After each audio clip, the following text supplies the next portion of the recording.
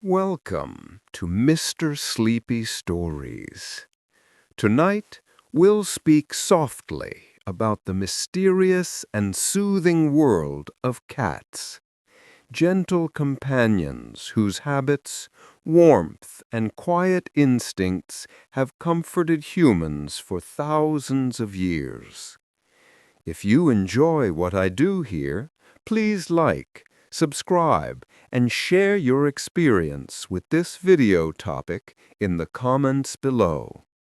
I love reading your stories and hearing how these calm facts help you unwind before sleep.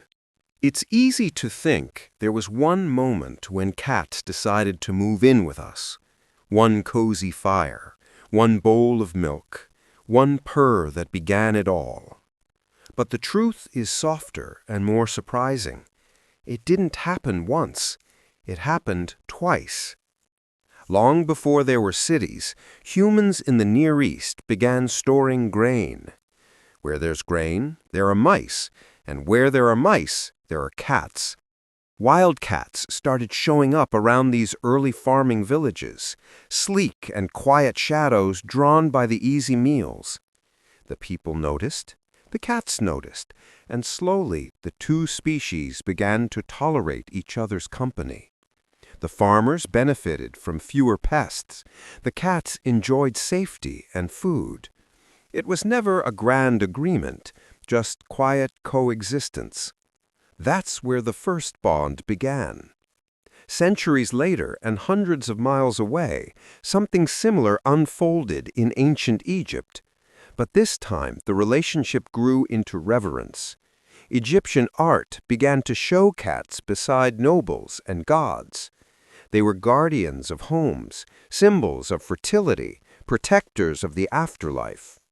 Cats became so cherished that families mourned them like kin. When a cat died, it was said the entire household shaved their eyebrows in grief.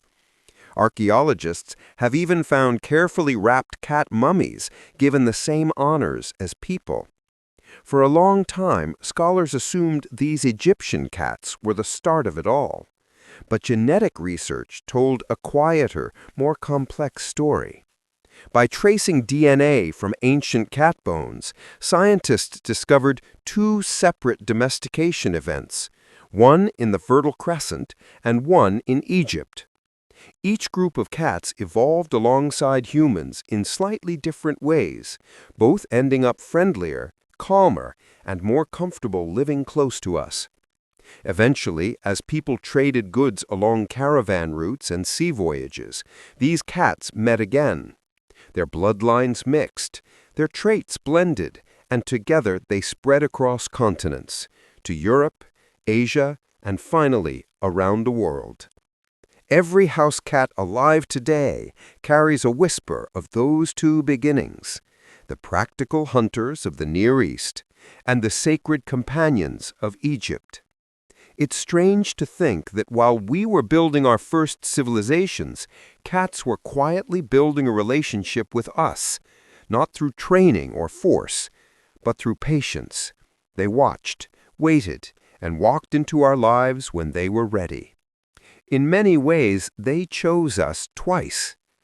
Now, when a cat curls up at the edge of your bed, purring softly in the half-dark, you're hearing an echo that began 10,000 years ago from two corners of the ancient world, united by a shared rhythm of trust.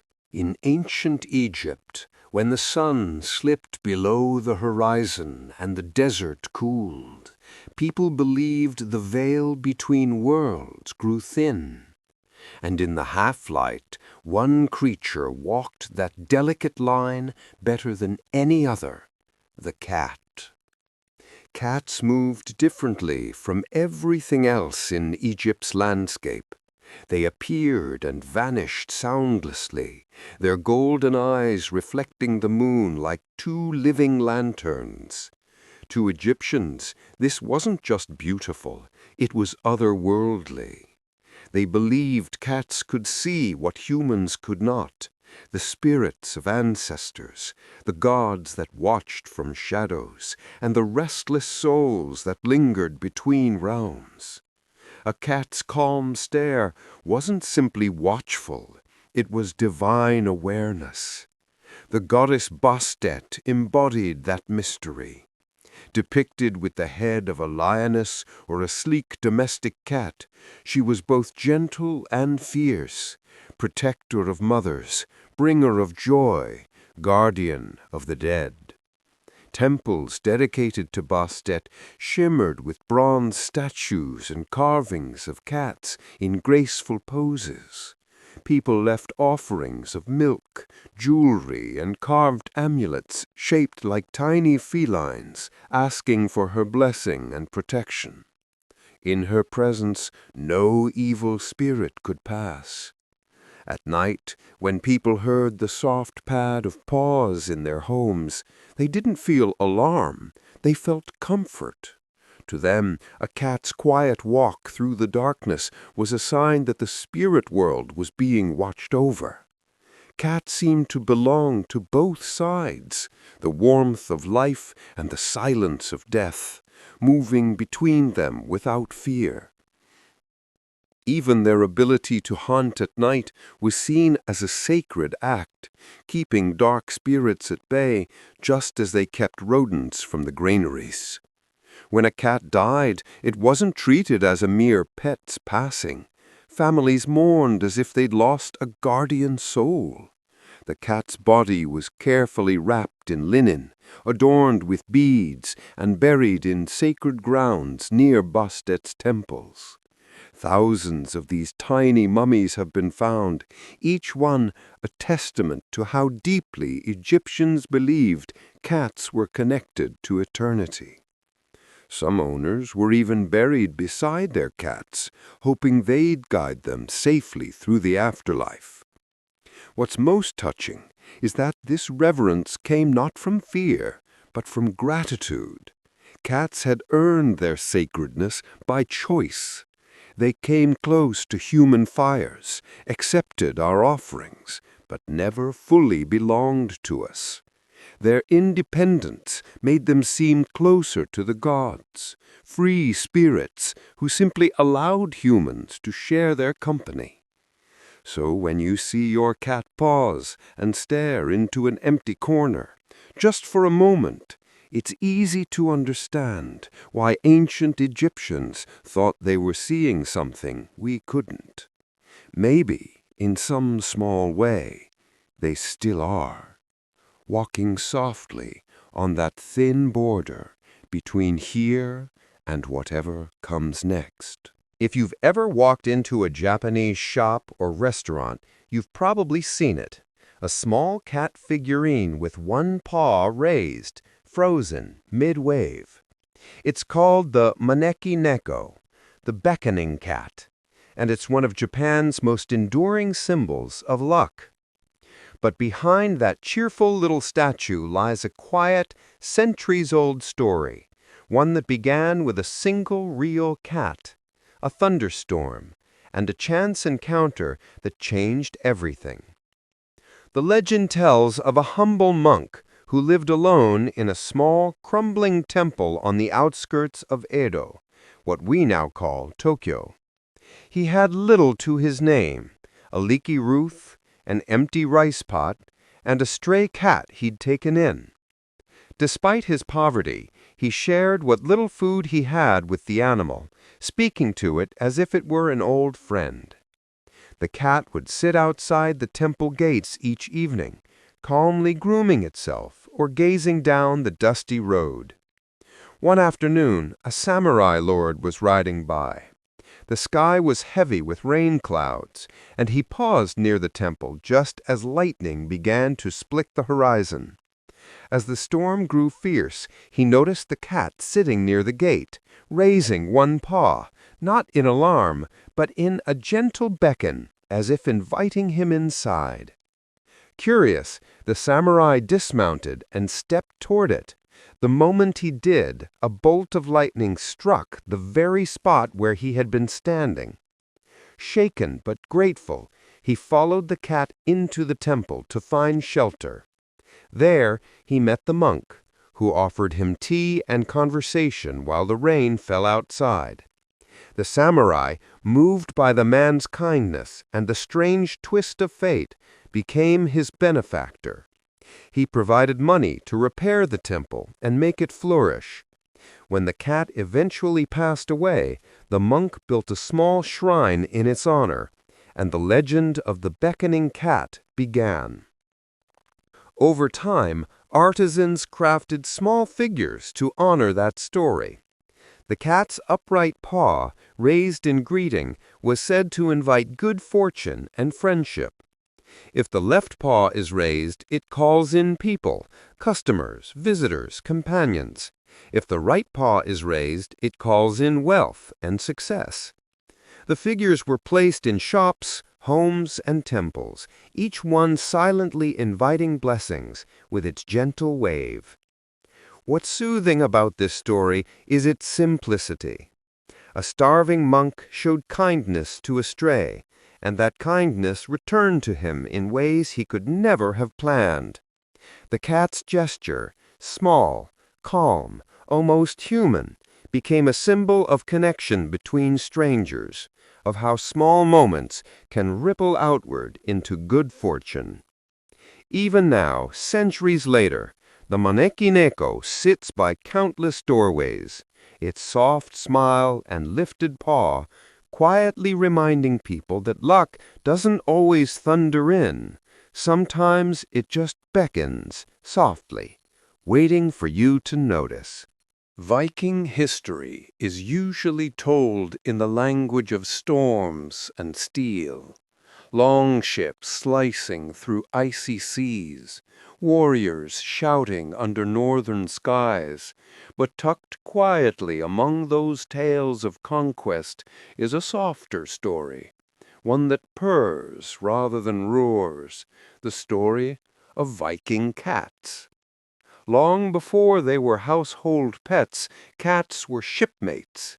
Vikings brought them aboard their longships, not as ornaments, but as guardians against the smallest of enemies, rats and mice that gnawed through ropes, chewed grain stores, and spoiled food. Cats, agile and self-reliant, handled these problems silently. While men slept in the belly of the ship, cats prowled the wooden decks under moonlight, keeping order in their own way. But the Vikings saw more than just usefulness in them. They saw a kind of grace, a creature both fierce and calm, independent yet loyal when it chose to be. In their mythology, cats belonged to Freya, the goddess of love, fertility, and beauty. She wasn't a distant or abstract deity. She was earthy, emotional, and powerful. Freya's chariot, according to legend, was pulled by two giant cats, creatures strong enough to move a goddess, yet gentle enough to curl beside her feet. Because of her, cats became sacred animals, symbols of luck, charm, and divine favor. It was said that sailors who treated cats well would have calm seas and safe returns. To harm a cat, especially one connected to Freya, was unthinkable. Women sometimes gifted kittens to newly married couples as tokens of fertility and protection, a blessing from the goddess herself. In that world of iron and frost, cats represented balance, softness among warriors, warmth amid the cold. You can imagine the sight, a great carved ship rocking gently on gray water, its dragon-headed prow cutting through mist. Somewhere near the crew's quarters, a cat curls beside a lantern, tail flicking in rhythm with the waves. To the men, its presence was as reassuring as the stars that guided them home. A creature of the land that somehow belonged perfectly at sea. When archaeologists later uncovered Viking burials, they sometimes found the remains of cats alongside their owners, clear proof that these animals were not mere stowaways. They were companions, protectors, and quiet symbols of the goddess's favor. carried even into the next world. It's easy to forget that behind the myth of the raging Viking stood real people who sought comfort, luck, and companionship in the same small gestures we do today. The soft rumble of a purr, the silent watching of a trusted animal, the promise that no matter how far from home you sail, some gentle spirit keeps you safe. So, when a cat curls near you, silent and watchful, it's not so different from the ones that sailed beside the Norsemen, a little echo of Freya's guardians, still traveling with us through the long nights of the world. To a medieval sailor, the ocean was alive, vast, moody, and impossible to predict. The sea could cradle your ship in calm one moment, then turn furious and wild the next. And in that age, long before meteorology or maps of wind currents, men searched for signs wherever they could find them. Some looked to the clouds, others looked at cats. Cats were constant companions aboard ships. They hunted rats that chewed through ropes and grain sacks, and their quiet company eased the loneliness of endless weeks at sea. But sailors soon began to notice something uncanny. Just before a storm, cats would grow restless. They'd pace the deck, meow at nothing, or lick their fur furiously, sometimes against the grain. Minutes or hours later, the wind would rise, and dark clouds would swallow the sky. To the men watching, it seemed too perfect to be coincidence. Before long, a belief took hold that cats didn't just sense the weather, they controlled it. A cat licking its fur backward was said to raise the gale. A sneeze meant rain was on the way. If a cat turned its tail to the wind, it was summoning rough seas. And if one sat staring over the water for too long, some sailors swore it was calling up a storm. But the superstition wasn't always fearful. Some thought cats could calm the ocean too, that if you treated your ship's cat kindly, it could smooth the waves and bring wind to your sails when you need it most. There were captains who refused to sail without one, and others who whispered a small prayer of thanks when a cat curled up near the helm, sleeping soundly under clear skies. Today, we know why cats acted the way they did. Their whiskers are so sensitive that even tiny changes in air pressure or static electricity can unsettle them. Before a storm, when the air thickens and the atmosphere hums with tension, cats feel it first, in their fur, their ears, their nerves. But to sailors centuries ago, that sensitivity seemed like magic, a living barometer, a creature tied to forces beyond human reach. The irony is gentle. Sailors both feared and adored these animals. A cat might be blamed for bad weather one day, then protected as a sacred good luck charm the next. They were never thrown overboard, because to harm one was to curse the ship. It was safer to stay on their good side, to feed them, talk to them, and watch carefully when they stirred. There's something poetic in that old superstition. A ship in the middle of an endless gray sea, men scanning the horizon for danger, and somewhere on deck a small cat licking its fur, calm, deliberate, and entirely unaware that the world believes it commands the wind. Maybe, in a way, it did. For in that lonely expanse, its quiet presence could steady hearts better than any compass. In the fog-soaked hills of ancient Scotland, people once whispered of a shadow that padded softly through the night, a creature with jet-black fur and a patch of white on its chest. They called it the cat Seath, and they said it was no ordinary animal. It walked upright when no one was watching. It moved between worlds as easily as it crossed the heather. And most of all, it lingered near the souls of the dead. The Celts believed the cat Seath appeared when someone had just passed away. It would circle the body silently, tail flicking, eyes glowing like embers. Some feared it came to steal the person's soul before it could ascend to the afterlife. Others believed the opposite, that it guarded the spirit, keeping away darker forces until the proper rites were done. Either way, its presence was powerful, something that demanded respect and care. Because of these beliefs, villagers held special ceremonies called Féil Fadalach, or late wake. For an entire night and day, friends and family would stay with the deceased, keeping candles burning and conversation alive, so the cat Seath couldn't sneak in unnoticed. Offerings of milk were sometimes left by the door, a quiet gesture of peace, a way to say, "We honor your passage. Let this soul go unharmed." To people living close to nature, where the line between life and death felt thin as mist, it made sense that such a creature could exist. Cats were already mysterious, creatures of dusk and dawn, appearing and disappearing without a sound. They slept by the hearth, but stared at the darkness as if they saw what no one else could.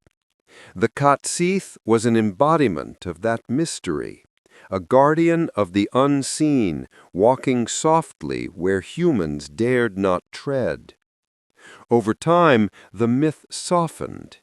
In later stories, the cat Seath became more of a spiritual messenger than a thief, a silent escort for souls on their way to the next world. Some said that if a cat chose to sleep near the dying, it was a sign of compassion, guiding them toward peace. Even today, when a cat curls near someone in their final hours, people sometimes feel comforted by the old memory of that legend, as if some ancient kindness still lingers in their presence. The cat Seath reminds us of how long cats have lived beside human wonder.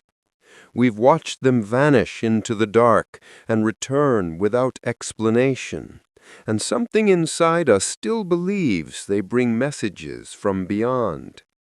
In Celtic myth, they were never just animals, they were keepers of the threshold. The last soft sound before silence, the last companion before rest. So if you ever see a black cat pause under moonlight and look into the distance, don't be afraid. Somewhere in that gaze lies an echo of an old promise that no one truly walks into the unknown alone. For centuries, people have said that a cat's purr has power.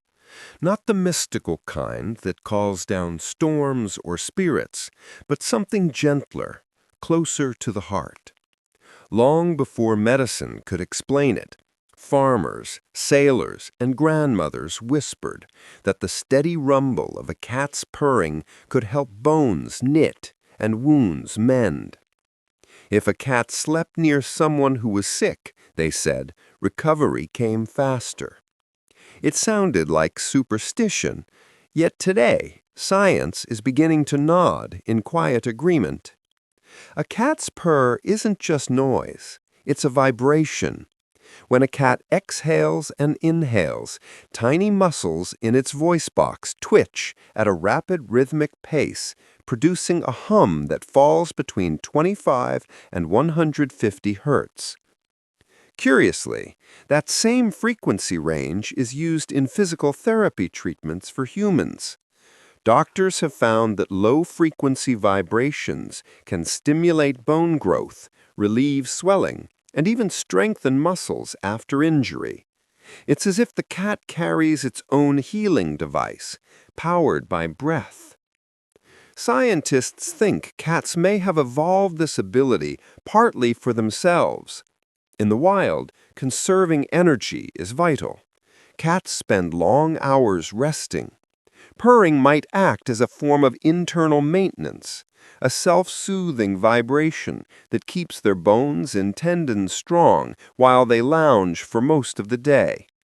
Even large cats, like cheetahs and pumas, have been heard to purr softly after exertion, as though tuning their bodies back into balance. But humans, ever observant and sentimental, noticed how this sound made them feel too. The soft vibration seems to reach us beyond the ears, through the skin, through the chest, into the nerves. Studies show that listening to a cat's purr can slow our heart rate and lower blood pressure. It eases anxiety, smooths breathing, and calms the kind of stress that medicine rarely touches. Maybe our ancestors didn't need numbers and data to sense that. They simply knew it felt healing. In old European cottages, people would lay a cat across an aching limb or near a broken rib, believing its hum would help the body remember how to mend. Sailors at sea said that ships with cats on board had fewer illnesses. Even soldiers in wartime trenches sometimes kept cats for comfort, not just to chase rats, but for the reassuring sound that reminded them of home. Now, when a cat curls beside you and begins that steady, contented vibration, you're sharing in something ancient, a small rhythm of life that connects biology with comfort, evolution with empathy. It doesn't matter whether you call it superstition or science, the effect is the same. Peace seeps quietly into the room, pain softens, and the world feels just a little more whole. In the bustling world of ancient Rome, a place of marble temples, crowded markets, and evening feasts lit by oil lamps, even the smallest traditions carried deep meaning. Among them was a quiet, lovely custom. When a couple married, friends might give them a cat, not for catching mice, not as a luxury, but as a wish, a symbol of fertility, harmony, and the household blessed with gentle abundance. To the Romans, every animal reflected a piece of nature's rhythm. Cats, with their calm grace and unwavering self-assurance, embodied the qualities a new marriage was meant to nurture: balance, patience, and quiet strength. A cat didn't obey, but coexisted. It demanded respect, yet offered affection freely. To bring one into a home was to invite both independence and intimacy, two things any marriage needed to thrive. The symbolism had roots in Roman mythology. Cats were connected to Libertas, the goddess of freedom, and later to Diana, goddess of the moon and protector of women. Diana was often depicted in the company of cats or lions, creatures who hunted alone yet remained fiercely loyal to their kin. To gift a cat was to invoke her blessings, that a woman might be strong in her own right and that the home would be fruitful under her watchful spirit.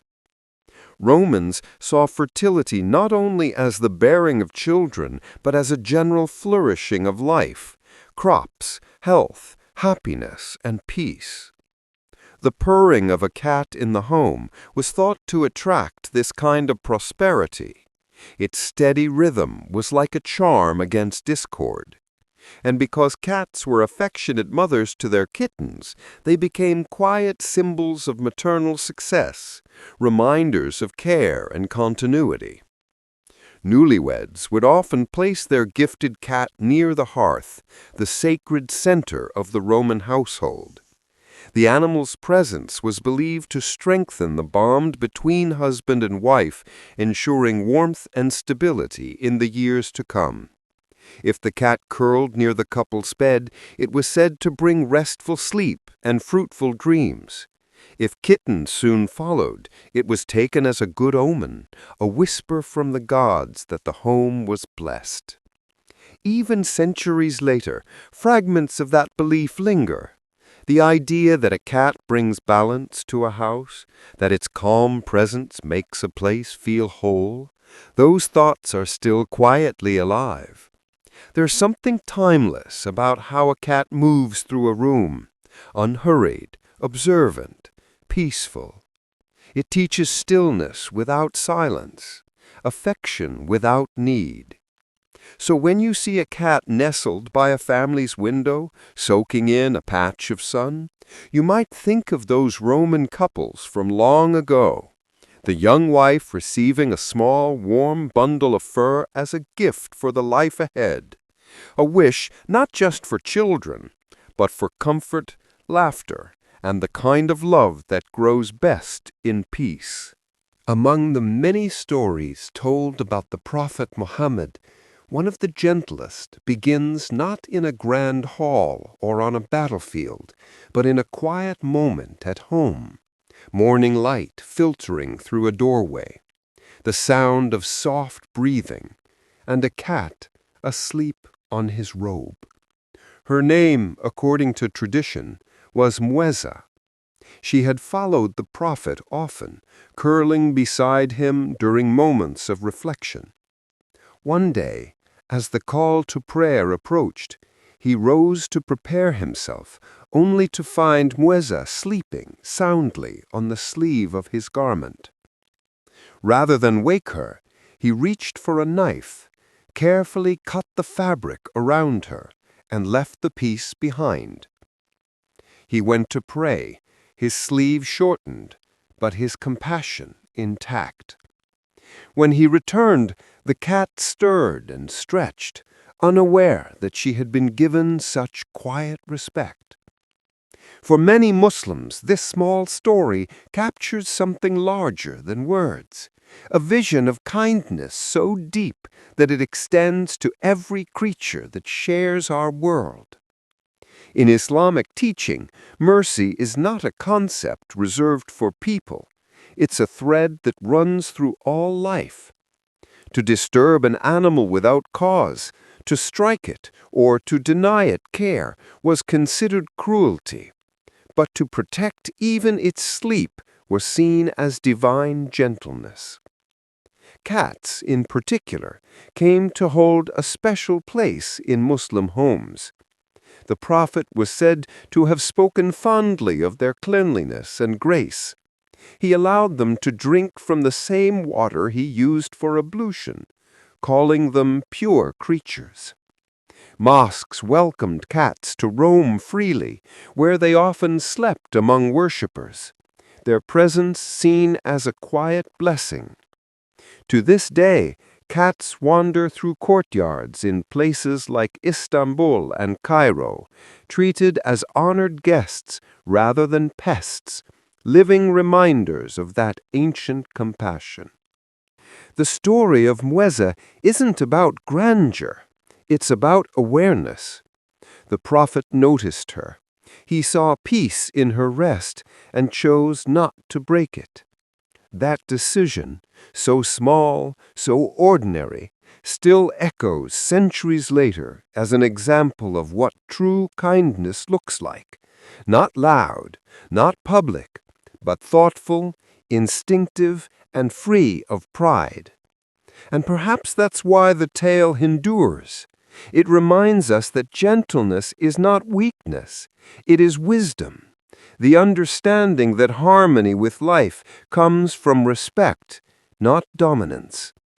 To let a sleeping creature lie undisturbed, To shape our actions around its comfort instead of our convenience is a quiet kind of love that needs no reward. Even now, when a cat curls up beside you and drifts into sleep, there's a certain holiness in the stillness that follows, a small echo of that ancient morning when one man chose silence over disruption and mercy over haste.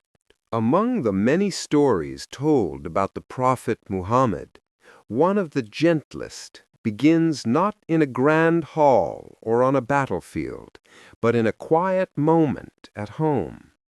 Morning light filtering through a doorway, the sound of soft breathing, and a cat asleep on his robe. Her name, according to tradition, was Mueza. She had followed the Prophet often, curling beside him during moments of reflection. One day, as the call to prayer approached, he rose to prepare himself, only to find Mueza sleeping soundly on the sleeve of his garment.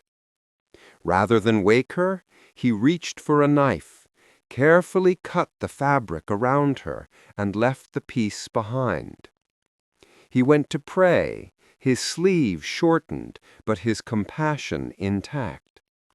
When he returned, the cat stirred and stretched, unaware that she had been given such quiet respect. For many Muslims, this small story captures something larger than words, a vision of kindness so deep that it extends to every creature that shares our world. In Islamic teaching, mercy is not a concept reserved for people. It's a thread that runs through all life. To disturb an animal without cause, to strike it, or to deny it care was considered cruelty. But to protect even its sleep was seen as divine gentleness. Cats, in particular, came to hold a special place in Muslim homes. The Prophet was said to have spoken fondly of their cleanliness and grace. He allowed them to drink from the same water he used for ablution, calling them pure creatures. Mosques welcomed cats to roam freely, where they often slept among worshippers, their presence seen as a quiet blessing. To this day, cats wander through courtyards in places like Istanbul and Cairo, treated as honored guests rather than pests, living reminders of that ancient compassion. The story of Mueza isn't about grandeur, it's about awareness. The Prophet noticed her. He saw peace in her rest and chose not to break it. That decision, so small, so ordinary, still echoes centuries later as an example of what true kindness looks like. Not loud, not public, but thoughtful, instinctive, and free of pride. And perhaps that's why the tale endures. It reminds us that gentleness is not weakness, it is wisdom. The understanding that harmony with life comes from respect, not dominance. To let a sleeping creature lie undisturbed, to shape our actions around its comfort instead of our convenience, is a quiet kind of love that needs no reward. Even now, when a cat curls up beside you and drifts into sleep, there's a certain holiness in the stillness that follows, a small echo of that ancient morning, when one man chose silence over disruption and mercy over haste. There's a certain sound that can settle even the busiest mind, the low, steady hum of a cat's purr. It's not loud, not forced, just a soft vibration that seems to fill the space between breaths. Most people hear it and feel calm, but beneath that peaceful noise is something astonishing, a natural frequency range so precise that it mirrors medical therapies designed to heal the human body. When a cat purrs, it's not just a sound of happiness, it's an intricate physical process. Tiny muscles within the cat's larynx or voice box rapidly contract and relax, causing the vocal cords to separate and vibrate during both inhaling and exhaling. This produces a rhythmic vibration between 25 and 150 hertz, the same range used in certain therapeutic machines to stimulate bone growth and muscle recovery in people. That number isn't coincidence, it's biology. Low-frequency vibrations like these can increase blood flow, reduce inflammation, and encourage cells to repair damaged tissue. Doctors sometimes use specialized devices that emit vibrations around 30 hertz to speed healing in fractures and to maintain bone density in astronauts who've spent too long in weightlessness. Cats, it seems, have carried a built-in version of this technology for millions of years. Scientists believe cats evolved purring as a kind of self-healing mechanism. In the wild, conserving energy is everything. Big bursts of effort, a sprint, a fight, a leap, must be balanced with long stretches of rest. Purring may help maintain bone and muscle strength during those quiet hours, letting cats recover without constant movement. Even when injured, cats are known to purr, not in joy, but in what appears to be self-soothing, as if their bodies are humming themselves back into alignment. For humans, that vibration seems to work on another level. Sitting with a purring cat can subtly slow your heartbeat and lower your blood pressure. The frequency itself passes through your chest and into your nervous system, signaling safety, calm, and connection. Some studies suggest that even recordings of cat purrs can reduce stress markers in the brain. The body listens to that rhythm and interprets it as peace. What's fascinating is how effortless it all is. A cat doesn't think about producing the right frequency. It doesn't aim to heal or relax you. It simply exists in a state that happens to generate harmony. Nature often hides its miracles behind ordinary things, and this might be one of them. A household pet capable of vibrating at the same rate used by hospital-grade healing devices. So the next time your cat curls up beside you, breathing slowly and steady, and that faint vibration fills the air, you can think of it as more than comfort. It's a quiet echo of nature's engineering, a small living frequency that has soothed bones, hearts, and minds for thousands of years. A lullaby, written in vibration, shared between species, softly tuning the world toward calm. Sometimes the best medicine doesn't come in a bottle. It curls up quietly on your lap, stretches once, and begins to purr. Within minutes, your shoulders loosen, your thoughts slow, and your heartbeat softens its pace. You may not even notice it happening, but science does. Sitting with a cat for just 15 minutes can lower your blood pressure, calm your heart, and ease your nervous system into a gentler rhythm. The reason lies in the body's hidden wiring. We all carry two main switches for balance: the sympathetic system that gears us up for stress, and the parasympathetic system that helps us rest and heal. When life keeps us in fight or flight mode, our heart pounds harder and our vessels tighten.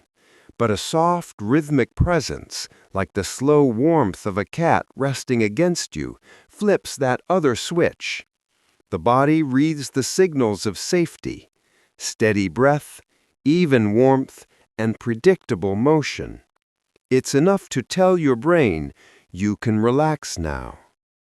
Studies have shown that petting a cat steadily for just 10 to 15 minutes can lower your blood pressure by several points. The skin feels the repetitive motion, and the brain releases oxytocin, the same hormone tied to affection and bonding. At the same time, stress hormones such as cortisol begin to fall. The effect compounds when the cat starts to purr. That low vibration works almost like white noise, syncing with the body's natural rhythms and creating a quiet feedback loop of calm. Your heartbeat slows, which makes the cat settle even deeper into rest, which steadies you further in return. There's a warmth to it, too, not just physical heat, but emotional temperature. Cats, despite their reputation for independence, choose carefully where they give their trust. When one chooses to nap on you, the moment feels earned. That sense of safety goes both ways. Humans find reassurance in being chosen. Cats find comfort in the stillness of our laps. Two nervous systems, two hearts, quietly aligning for a while. In hospitals and care centers, this simple act has even been used as therapy. Elderly patients who hold cats for short periods show improved mood, steadier blood pressure, and a deeper quality of rest. It isn't magic, it's biology and empathy intertwined. The body can't maintain tension while immersed in gentleness. The two cannot coexist. So the next time a cat climbs onto you, let the world slow down. Feel the warmth spread, the purring settle like distant thunder, the weight of trust pressing lightly against your chest. 15 minutes, that's all it takes for blood vessels to widen, for stress to slip away, for the rhythm of two species to find quiet balance. It's a small thing, almost nothing at all. Yet in that smallness, your body finds peace, the kind that medicine often chases, but a cat gives freely, one breath at a time. There's a subtle rhythm to life with a cat. It begins in small moments. The soft pad of paws crossing a room, the gentle thud as a cat settles nearby, the faint hum of a purr that becomes background music to an ordinary day. Over months and years, that rhythm does something remarkable. It doesn't just calm your mind, it steadies your heart. Studies show that people who live with cats tend to have slower resting heart rates than those who don't. It's a quiet benefit, one that builds like the soft repetition of breathing in sleep. The heart, after all, listens to more than emotion. It listens to the environment. Stress quickens it. Noise, deadlines, constant movement, all send it racing. But a home shaped by gentle routine teaches the body a different pace. Cat owners often describe how their days revolve, in part, around their animals' calm habits. Feeding at dawn, a shared nap in the afternoon sun, evenings marked by the same familiar presence. Without noticing, they begin to breathe in sync with those slow, predictable patterns. When you sit with a cat resting nearby, something physiological happens. The body interprets the setting, warmth, quiet, steady sound, as safe. The parasympathetic nervous system, which controls rest and digestion, takes over from the stress-driven system that rules much of modern life. Heart rate slows, blood pressure drops. Over time, these tiny moments of relaxation accumulate, teaching your cardiovascular system that it no longer needs to live in alarm. Researchers have even found that long-term cat ownership correlates with lower risks of heart disease and stroke. The reason isn't one single event, but a pattern. Years of micro-calm, of gentle companionship that keeps the heart from constant strain. In essence, cats pace our hearts the way they pace their days, with patience and quiet control. There's also something deeply psychological at play. Cats rarely demand in loud ways. They simply exist beside us. That kind of companionship feels effortless. No need for words, no need to perform. The absence of social tension lets the mind settle, and the heart follows. When a cat curls up next to you, its breathing unhurried, it becomes a living metronome for peace.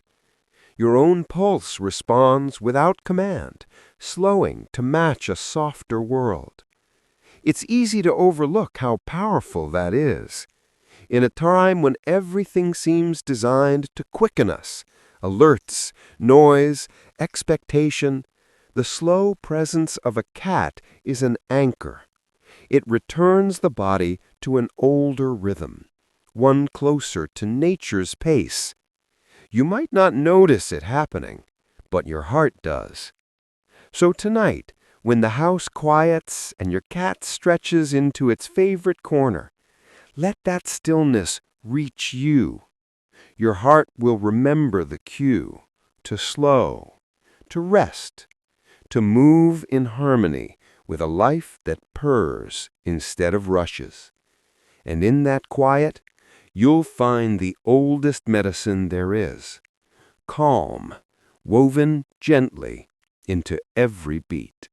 There's something almost hypnotic about a cat's purr, that steady, low vibration that fills a quiet room like a soft hum of life itself. It isn't just comforting to hear, it changes what's happening inside your brain.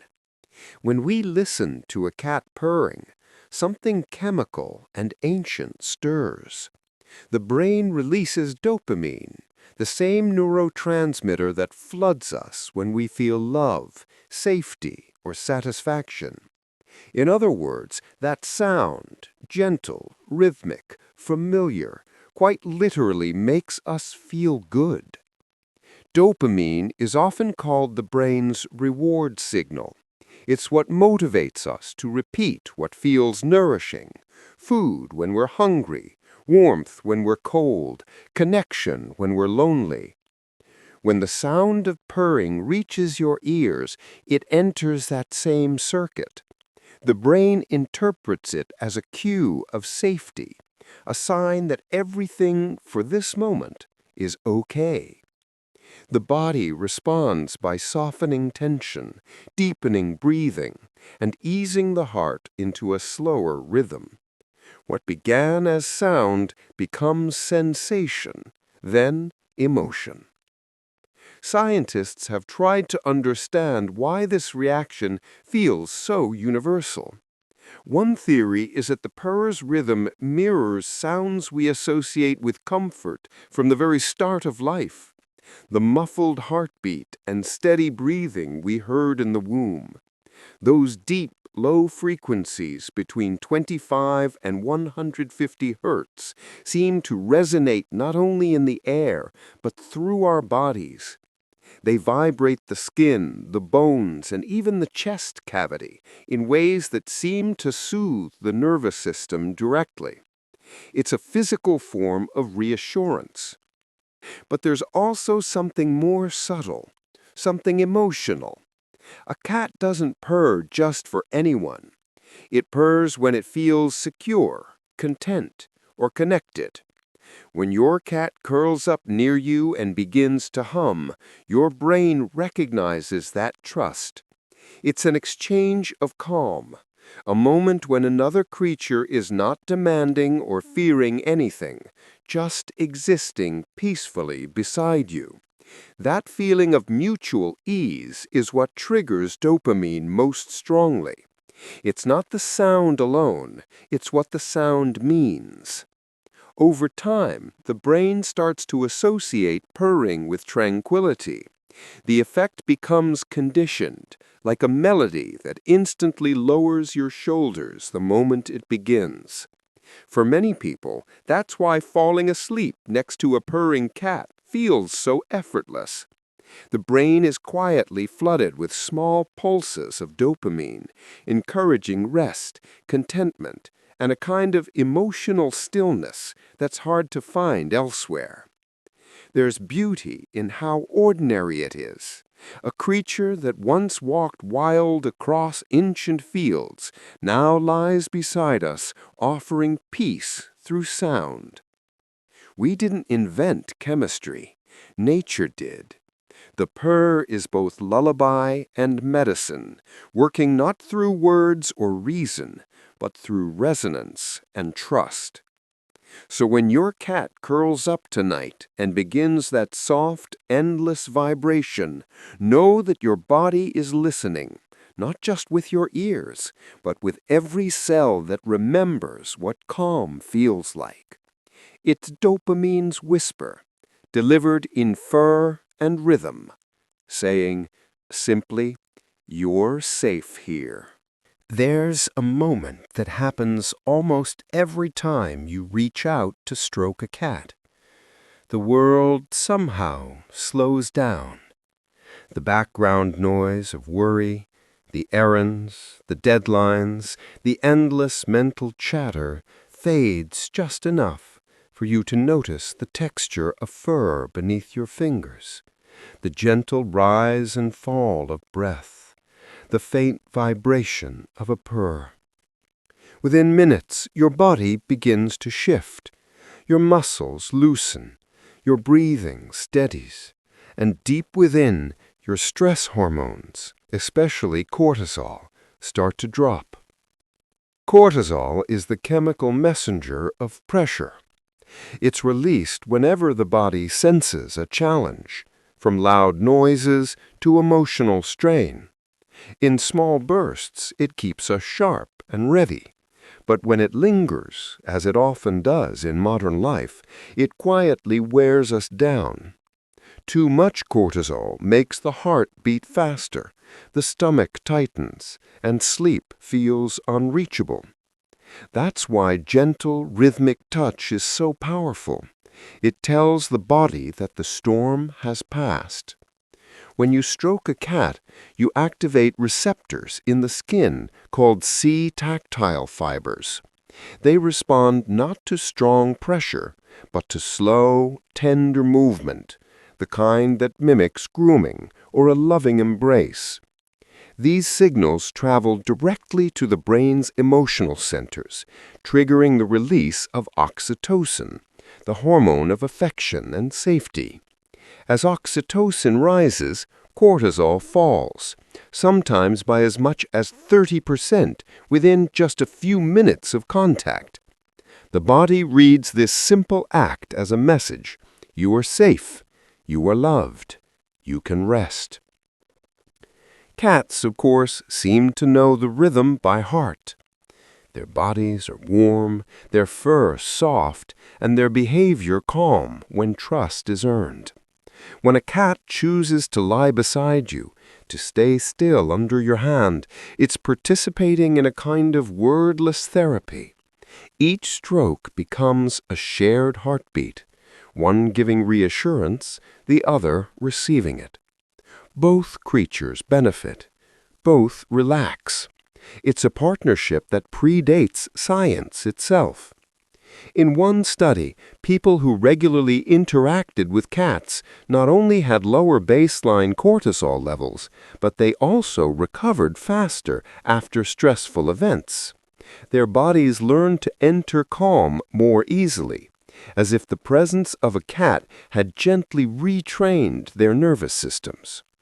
What's remarkable is that the effect doesn't depend on talking or effort. You don't need to think your way into peace. Your body finds it naturally through touch and warmth. There's something deeply human in that.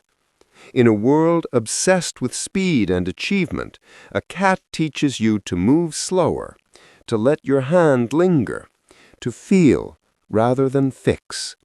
The soft repetition of touch, the steady purr, the quiet companionship. It's not just relaxation, it's restoration. So, the next time your cat settles beside you, take those few minutes. Let your hand trace that slow rhythm over fur. With every gentle stroke, your body remembers what balance feels like, and your mind, for once, can rest inside the silence that follows. Most people hear a cat purring and assume it's a sound of happiness, a little motor of joy humming from deep inside a contented animal. And often it is. But that same sound, that same steady vibration can also appear in the quietest, most vulnerable moments of a cat's life. When frightened, when in pain, even when dying. Cats purr not only to express pleasure, but to comfort themselves, to steady their breathing and calm their hearts when the world feels uncertain. It's their way of whispering, "I'll be okay." Researchers have watched cats in every imaginable state, curled in sunlight, trembling in a vet's office, nursing kittens or recovering from injury, and found that purring occurs across them all. It's less a mood than a tool, a built-in rhythm for balance. Those deep, low frequencies, between 25 and 150 hertz, are not random. They match the natural vibrations known to stimulate bone and tissue repair. When a cat purrs while hurt, its body is literally sending waves of vibration through its bones and muscles, increasing circulation and easing pain. It's both medicine and melody. But it's also emotional. Purring, in many ways, is to cats what slow, mindful breathing is to humans. When we're anxious, we take deep breaths to calm ourselves. Cats purr. They engage a reflex that tells their nervous system to stand down, that danger can wait and healing can begin. It's the sound of self-care made audible, ancient instinct woven into sound. Sometimes cats even purr in situations that would terrify most animals, during transport, in strange rooms, or while being examined by strangers. It's easy to mistake that for courage, but it's more like self-soothing. The vibration grounds them. It slows their heart rate and helps regulate their breathing, turning chaos into something manageable. Nature built resilience into them not through armor or claws, but through harmony. For humans, this is quietly humbling. The sound we interpret as a gift of affection might also be a sign of trust at its most fragile, a cat's way of holding itself together in our presence. When your cat purrs on a difficult day, it may be comforting you, yes, but it may also be calming itself, sharing that calm through sound. Two living beings, each finding steadiness in the other. There's quiet poetry in that. The same vibration that marks happiness can also mark fear, pain, or endurance, yet it always sounds peaceful. Even when life hurts, a cat creates calm from within, humming the body back toward safety. So the next time your cat purrs, listen closely. It might not just be the joy you're hearing.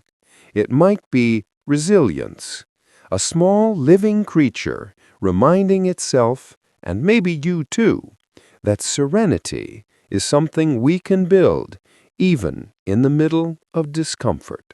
There's a reason a cat's purr can put you to sleep faster than any lullaby. It isn't just the sound, it's the rhythm. Listen closely, and you'll notice it follows a pattern, steady and unhurried, like slow, even breathing. Each rise and fall of that vibration drifts through the air in waves, soft as breath against skin. Without meaning to, your own body begins to match it. Your heart slows, your lungs fall into rhythm, and before long, you've drifted somewhere between waking and dreaming, guided by the quiet metronome of a cat's purr. Science calls this entrainment, the tendency of biological systems to sync with nearby rhythms. It's why people naturally sway together when they dance, why babies fall asleep against a parent's chest, and why the steady tick of a clock can slow your pulse at night. The human body listens for patterns of safety. A slow, steady rhythm means the world is calm, and few sounds express calm more purely than the hum of a resting cat. A cat's purr, usually between 25 and 30 cycles per second, mimics the natural cadence of relaxed breathing, the same pattern meditation teachers and sleep therapists try to help humans rediscover. When you inhale slowly for 4 counts and exhale for 6, you're sending a signal to the brain that it's safe to rest. A purring cat does that naturally. Its entire body becomes a rhythm of peace, and when you're near it, your nervous system listens. That's why so many people fall asleep beside their cats almost without realizing it. The steady sound, the warmth, the faint vibration under your hand, they combine into a sensory lullaby that speaks directly to the oldest parts of the brain. The parasympathetic nervous system, which governs rest and recovery, activates. Muscles relax. Blood pressure lowers. Thoughts loosen their grip. The world narrows down to breath and vibration, heartbeat and fur. In evolutionary terms, it makes sense. We've always trusted steady rhythms. The crackle of a safe fire, the pulse of waves, the heartbeat of another creature close by. A purring cat offers all of that in miniature. It tells the body, you are not alone, you can let go now. Even the pattern of the purr resembles the breathing of deep sleep, smooth, unbroken, gently looping. You can almost measure time by it, though it seems to exist outside of time entirely. Cats themselves often drift off while purring, carried by the same rhythm they create. In their presence, you simply follow. So when you lie down at night and your cat curls against your side, that sound isn't just pleasant background noise, it's a living guide to rest. Every vibration invites your breath to slow, your heart to ease, your mind to release. It's nature's simplest sleep aid, a small creature teaching, without words, the rhythm of peace. Before their eyes open, before their legs are steady, kittens already know how to purr. Just a few days after birth, while still blind and helpless, they begin to hum, faintly at first, like a small motor hidden beneath fur. Those tiny vibrations, no louder than a whisper, carry a simple message. I'm here. I'm alive. I'm safe with you. For a mother cat, that sound is everything. In a nest of newborns where sight and coordination haven't yet arrived, purring becomes a kind of sonar, a soft pulse that helps her locate her kittens by touch and vibration. When they nuzzle close to nurse, she feels their tiny hums resonating against her body, confirming that they're breathing, feeding, and thriving. In return, she purrs back, her deeper vibration enveloping them in warmth. It's a dialogue without words, a lullaby that flows both ways.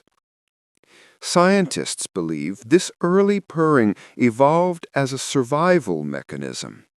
In the wild, silence could mean danger, predators, cold, or a lost kitten unable to call out.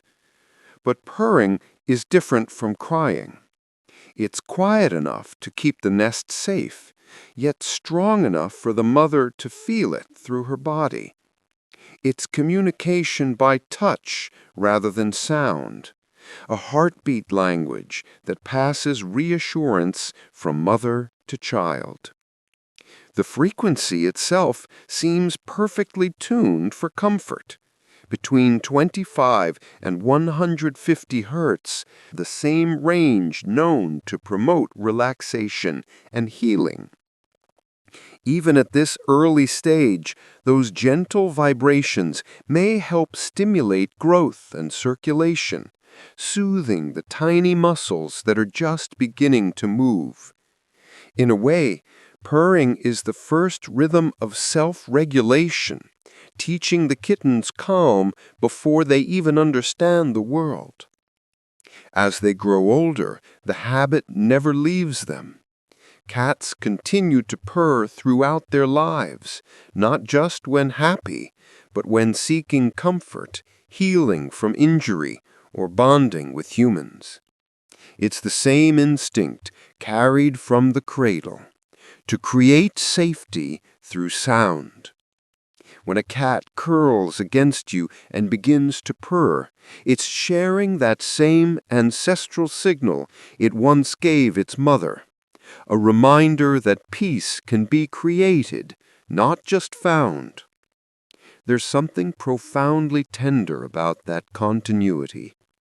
The first sound a kitten ever makes isn't a cry for help, it's a hum of connection.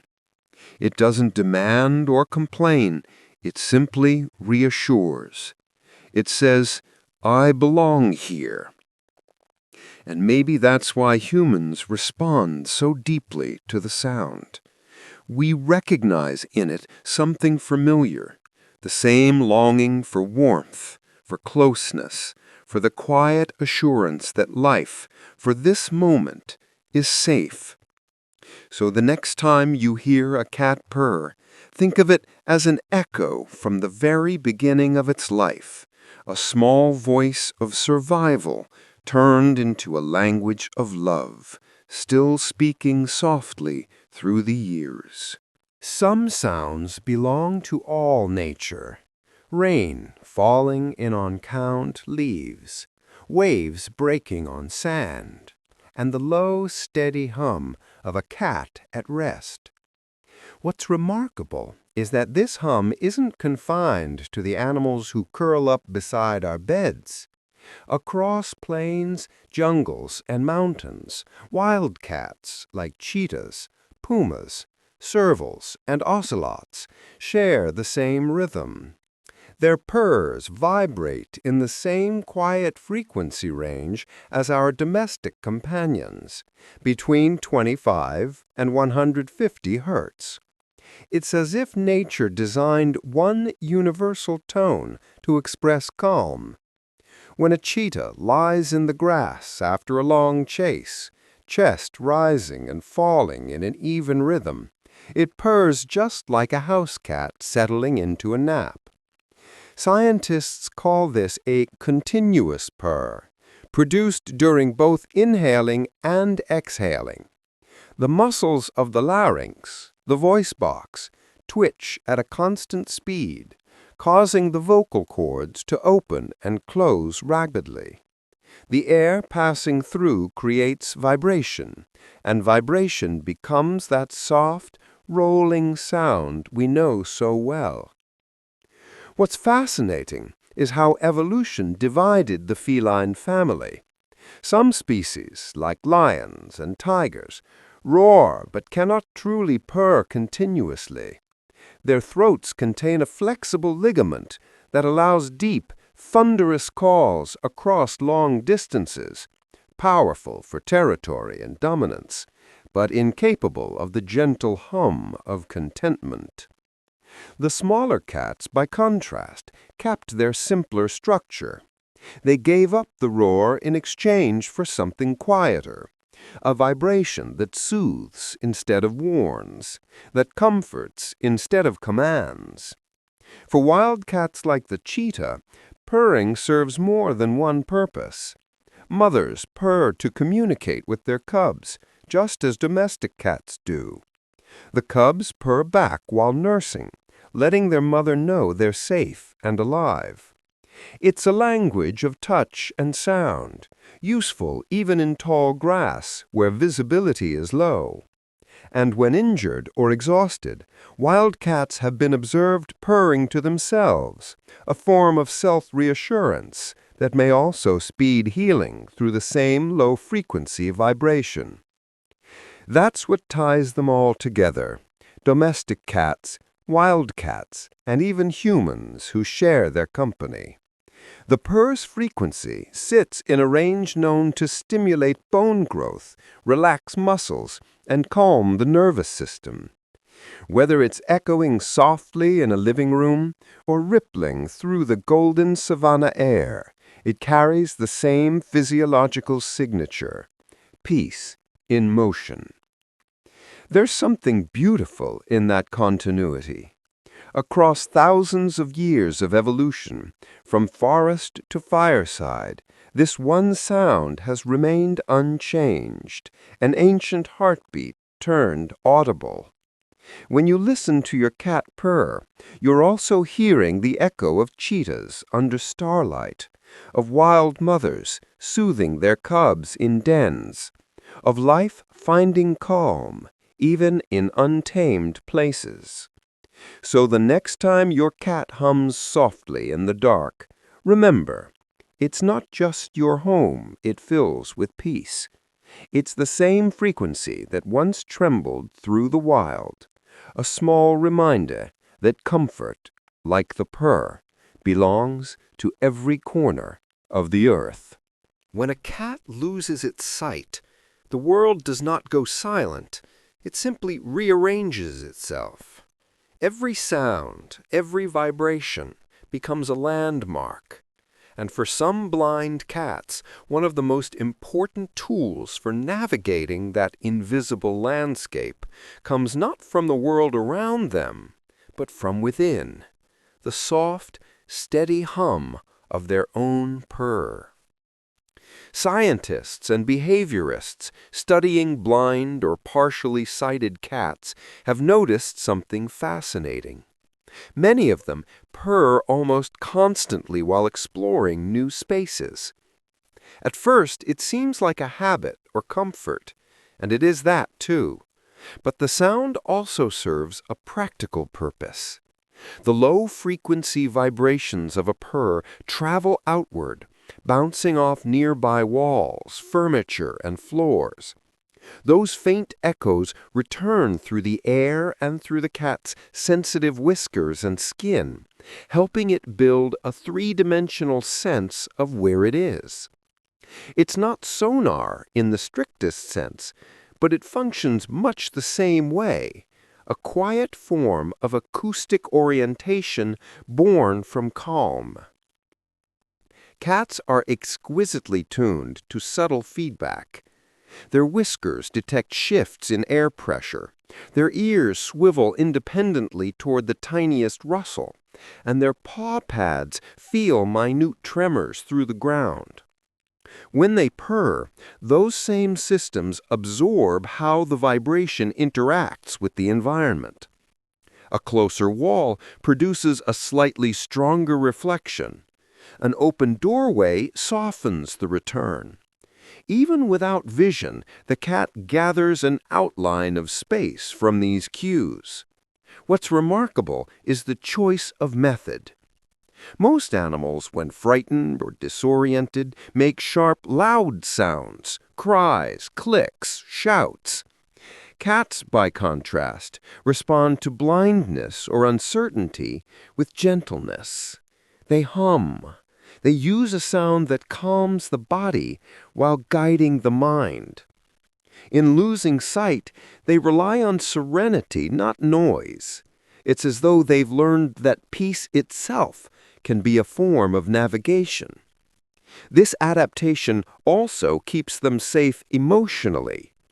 Purring triggers the release of endorphins and lowers stress, which prevents panic and helps the animal stay alert without fear. In a sense, a blind cat finds its way by staying relaxed, by keeping its heart rate low, its breathing steady, its awareness clear. It listens to the world through the vibrations of its own comfort. There's something quietly profound in that. To think of an animal moving through darkness, guided by its own calm, its own rhythm, it feels almost spiritual. It reminds us that steadiness can illuminate what sight cannot.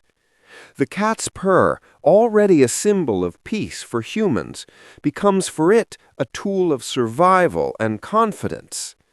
So when you hear a cat purring softly as it explores or rests, know that the sound may be more than contentment. It could be orientation, self-reassurance, and courage all woven into one note, a reminder that even in darkness, the calm within us can still light the way. If you've ever watched a cat sit by a window, perfectly still, yet somehow aware of everything around it, you've witnessed one of its quietest marvels, the movement of its ears. Those soft triangles, so delicate they catch light like silk, hide a small masterpiece of design. Inside each one are 32 individual muscles, all working together to rotate, tilt, and twitch the ear in any direction. That's 64 muscles in total, all devoted to listening. While we humans must turn our entire heads to find the source of a sound, a cat can do it in a heartbeat without moving a whisker. Each ear can swivel 180 degrees, independently of the other.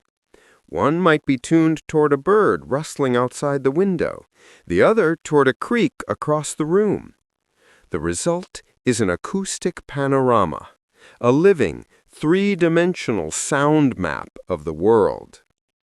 This ability evolved for survival.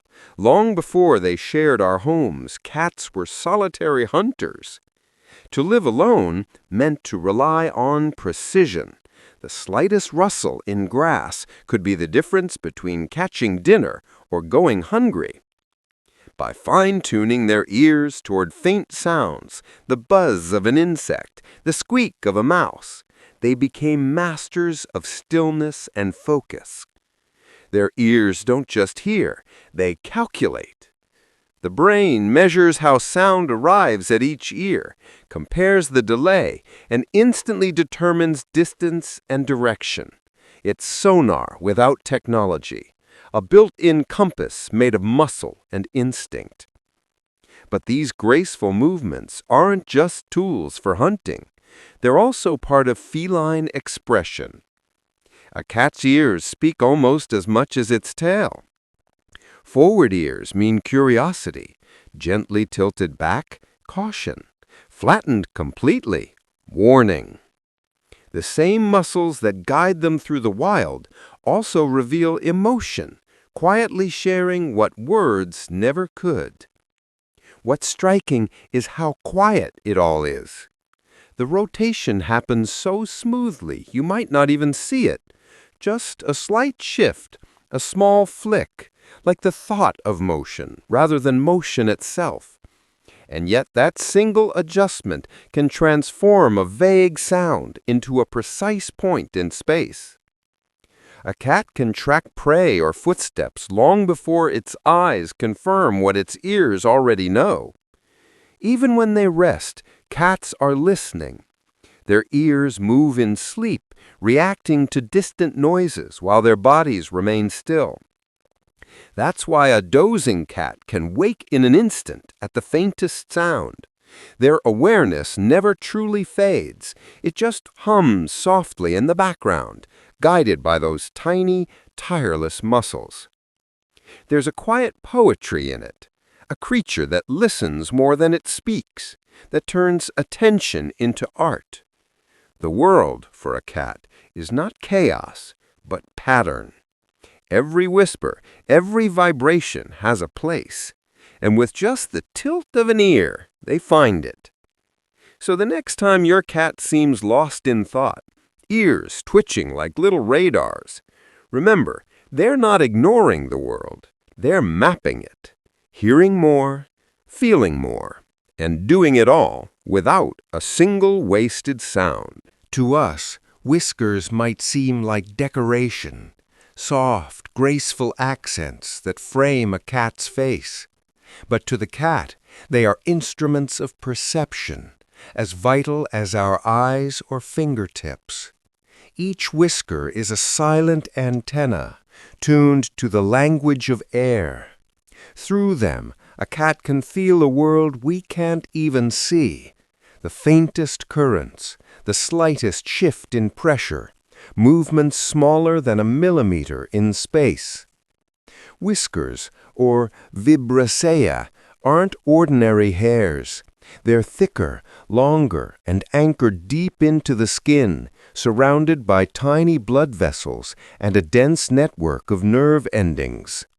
Each whisker can detect the smallest change in air movement, sending signals to the brain almost instantly. This allows cats to see in the dark, even when their eyes can't. When air flows around furniture, doorways, or moving creatures, it bends and ripples. A cat's whiskers feel those ripples. They read the invisible map of space like braille written in wind.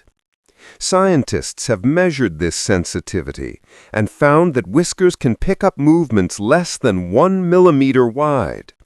To put that in perspective, it's like noticing a single grain of dust drift past your cheek. This extraordinary precision evolved to help cats hunt and survive.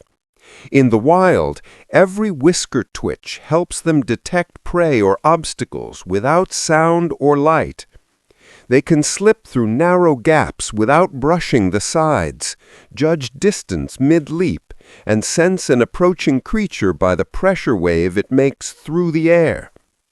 But whiskers aren't just for navigation. They're emotional barometers, too. When a cat is curious or alert, the whiskers push forward, ready to collect more data. When relaxed or sleepy, they fan softly outward. When frightened, they flatten against the face to protect from harm. The same structures that sense the subtlest breeze also reveal the state of a cat's mind. What's especially poetic is that whiskers never move randomly. Each shift, each slight angle is deliberate and meaningful. They tell a silent story of awareness by how the cat interacts with space, how it listens to the air itself. Even a gentle human breath near the whiskers can be felt and interpreted. To a cat, the world isn't just seen or heard, it's felt everywhere, all the time. In darkness, when vision fades and the room becomes a sea of quiet air, whiskers become the cat's compass. They translate motion into meaning, emptiness into understanding. It's a kind of magic that isn't mystical at all, just beautifully biological.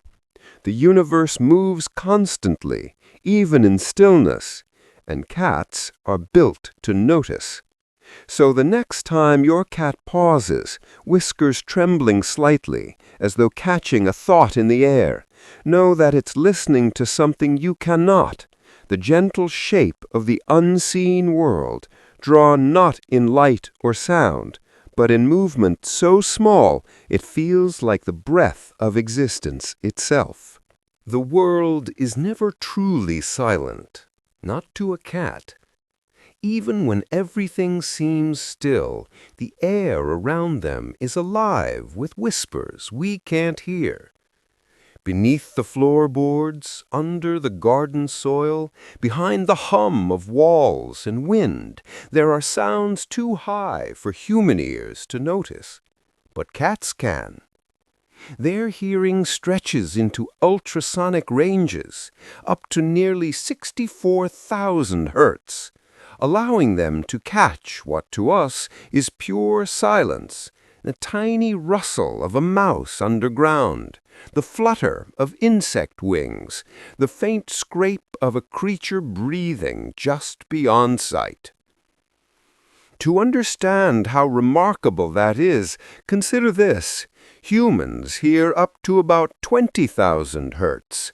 Dogs reach around 45,000. But cats go higher still, into frequencies that even most machinery can't replicate cleanly. This means they perceive an entire layer of the world that's invisible to us, a secret soundscape filled with life. What looks like a quiet garden to our eyes is, to a cat, full of murmurs, tiny footsteps, squeaks, vibrations carried through soil and air. This extraordinary sensitivity evolved for hunting. Rodents communicate using ultrasonic chirps and squeals far beyond our range. Cats, shaped by nature's patience, learn to listen for them. Long before they were ever domesticated, this ability made them silent specialists, predators who could track the unseen. They could detect the minute tremor of movement underground and wait perfectly still for the right moment to strike. The shape of their ears helps too. Each one acts as a parabolic dish, catching and focusing sound. They can swivel 180 degrees, pinpointing the exact source of a noise within fractions of a second. Combined with their ultra-fine hearing, this gives cats a three-dimensional sense of space built entirely on sound. In the dark, they can hear the outline of a world that others can only guess at. But there's something gentle about this gift as well. While they might imagine it purely as a hunter's advantage, it also means cats are attuned to subtle harmony. The creak of floorboards, the wind under a door, the quiet rhythm of a home at night. They live surrounded by sound we cannot perceive, moving through a symphony of small things.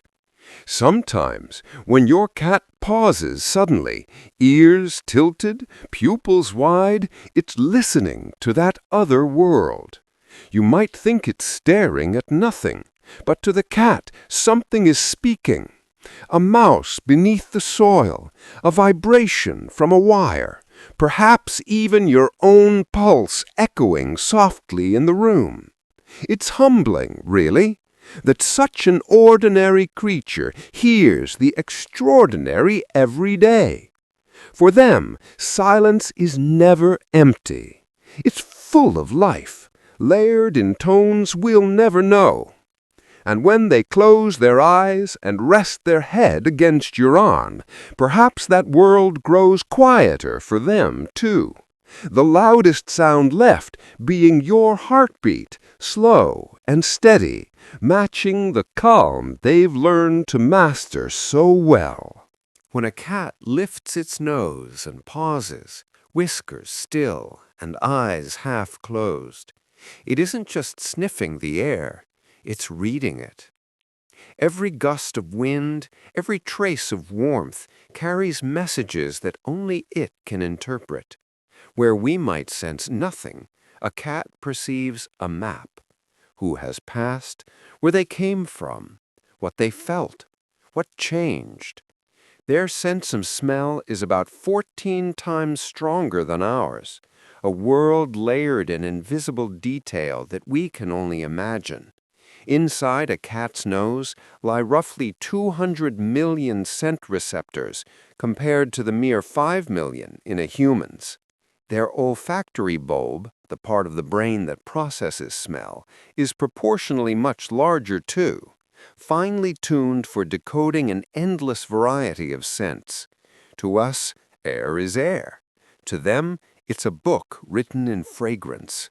A single breeze might tell them which cat walked through the yard, what that cat ate, and whether it was afraid or calm. Smell is how cats build their sense of home.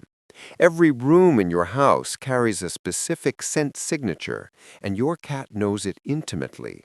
They know the faint trace of you, your skin, your soap, your sleep, woven into the air. They know the smell of food before you've opened the can, and the difference between familiar guests and strangers the moment someone steps through the door. But scent isn't only about awareness, it's about communication. Cats leave invisible messages for one another through glands on their cheeks, paws, and tails. When they rub their face along furniture, they aren't just marking ownership. They're weaving themselves into their surroundings, layering comfort and identity into the fabric of their world. When they brush against your leg, they're mingling your scent with theirs, folding you gently into the circle of safety. Then there's something even more fascinating. The Jacobson's organ, also called the vomeronasal organ, located on the roof of a cat's mouth. When a cat lifts its head, opens its mouth slightly, and seems to grimace, it's performing what's known as the Flamen response. This allows it to pull scent molecules toward that organ, analyzing pheromones and other subtle chemicals we'll never detect. To us, it looks like a funny expression. To the cat, it's an ancient form of decoding, a way of seeing emotion and instinct through scent. In essence, cats live in a world painted with invisible color, a realm where every inch of air carries meaning. They don't just see what's in front of them, they smell what has been and what might be. Where we find silence, they find story. So when your cat pauses mid-step, nostrils flaring ever so slightly, it's not distracted, it's immersed in something we can't perceive. The room is full of memories, trails, and quiet truths carried on the air. And in that invisible garden of scent, your cat walks as if through a dream, guided not by sight, but by the soft, endless language of smell. Before the ground begins to shake, before the walls creak or the glasses rattle, a cat will often know. It may pause mid-step, ears flicking. It may stare toward a window, tail twitching, or dart suddenly for shelter while everything still seems calm. And then, moments later, the world moves. For reasons science is still uncovering, cats can often detect earthquakes seconds before humans feel them, as if their bodies are tuned to the earth's faintest whisper before its shout. The secret lies in their sensitivity. Cats are creatures of vibration. Their whiskers can detect air shifts smaller than a millimeter. Their paw pads feel the tiniest tremors through the floor. Deep within their ears lie delicate organs that control balance, tiny crystals and hairs that respond to even the faintest motion. When seismic activity begins, it starts with P waves, fast, subtle vibrations that travel ahead of the stronger, destructive S waves. Humans rarely notice these early signals, but cats do. To them, the ground murmurs before it growls. Throughout history, people have reported uncanny feline behavior just before earthquakes. In Japan, where cats have long been regarded as spiritual protectors, there are records of them fleeing houses seconds before tremors struck. In Italy, cats were said to vanish into fields moments before the earth split. Even in modern times, videos show cats suddenly springing to alert, their bodies frozen, eyes wide, long before furniture begins to shake. It isn't superstition, it's biology, finely tuned to survival. To understand it, imagine living in a world where every surface speaks. A cat's feet are like stethoscopes pressed to the planet's pulse.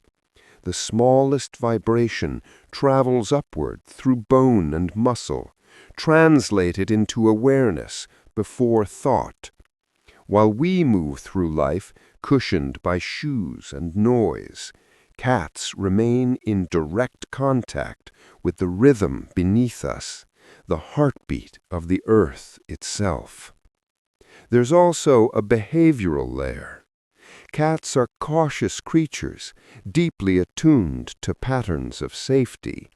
When something shifts, a vibration, an air current, an electromagnetic field, they feel it instantly, and instinct tells them to react. Their stillness, their sudden stares, their flight to safety, all are quiet acknowledgments of changes we cannot yet sense. Some researchers even speculate that cats may perceive low-frequency sound waves emitted by tectonic stress, giving them another dimension of awareness.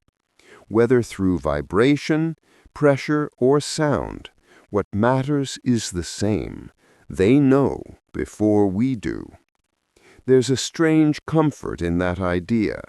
Cats, who live among us in our calm domestic spaces, still carry the awareness of the wild, a sensitivity older than civilization. When the earth stirs, they listen. When the world trembles, they move. And when they curl beside you after, silent and steady, it's as if they've felt the storm and chosen peace again. So the next time your cat freezes, eyes fixed on something unseen, perhaps it's hearing the planet's faint sigh, the quiet murmur that warns of motion long before our senses catch up. When the day fades and the world softens into shadow, a cat's time begins. What looks dim and colorless to us becomes a world rich with texture and motion to them. In that quiet in-between, the hour of dusk or dawn, their eyes awaken. Cats can see in light 6 times fainter than what humans need to see clearly.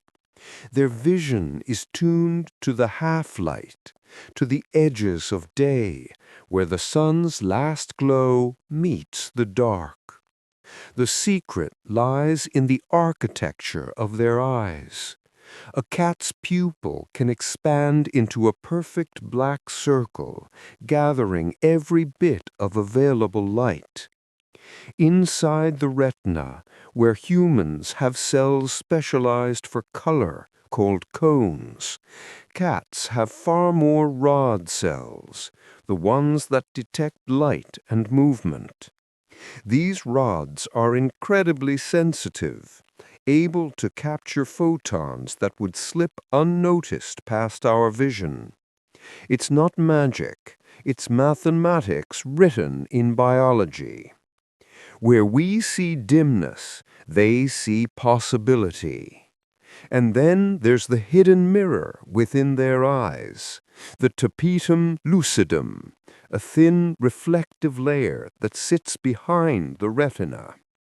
When light enters the eye, it passes through the retina once, reflects off that layer, and passes through again, giving the photoreceptors a second chance to absorb it.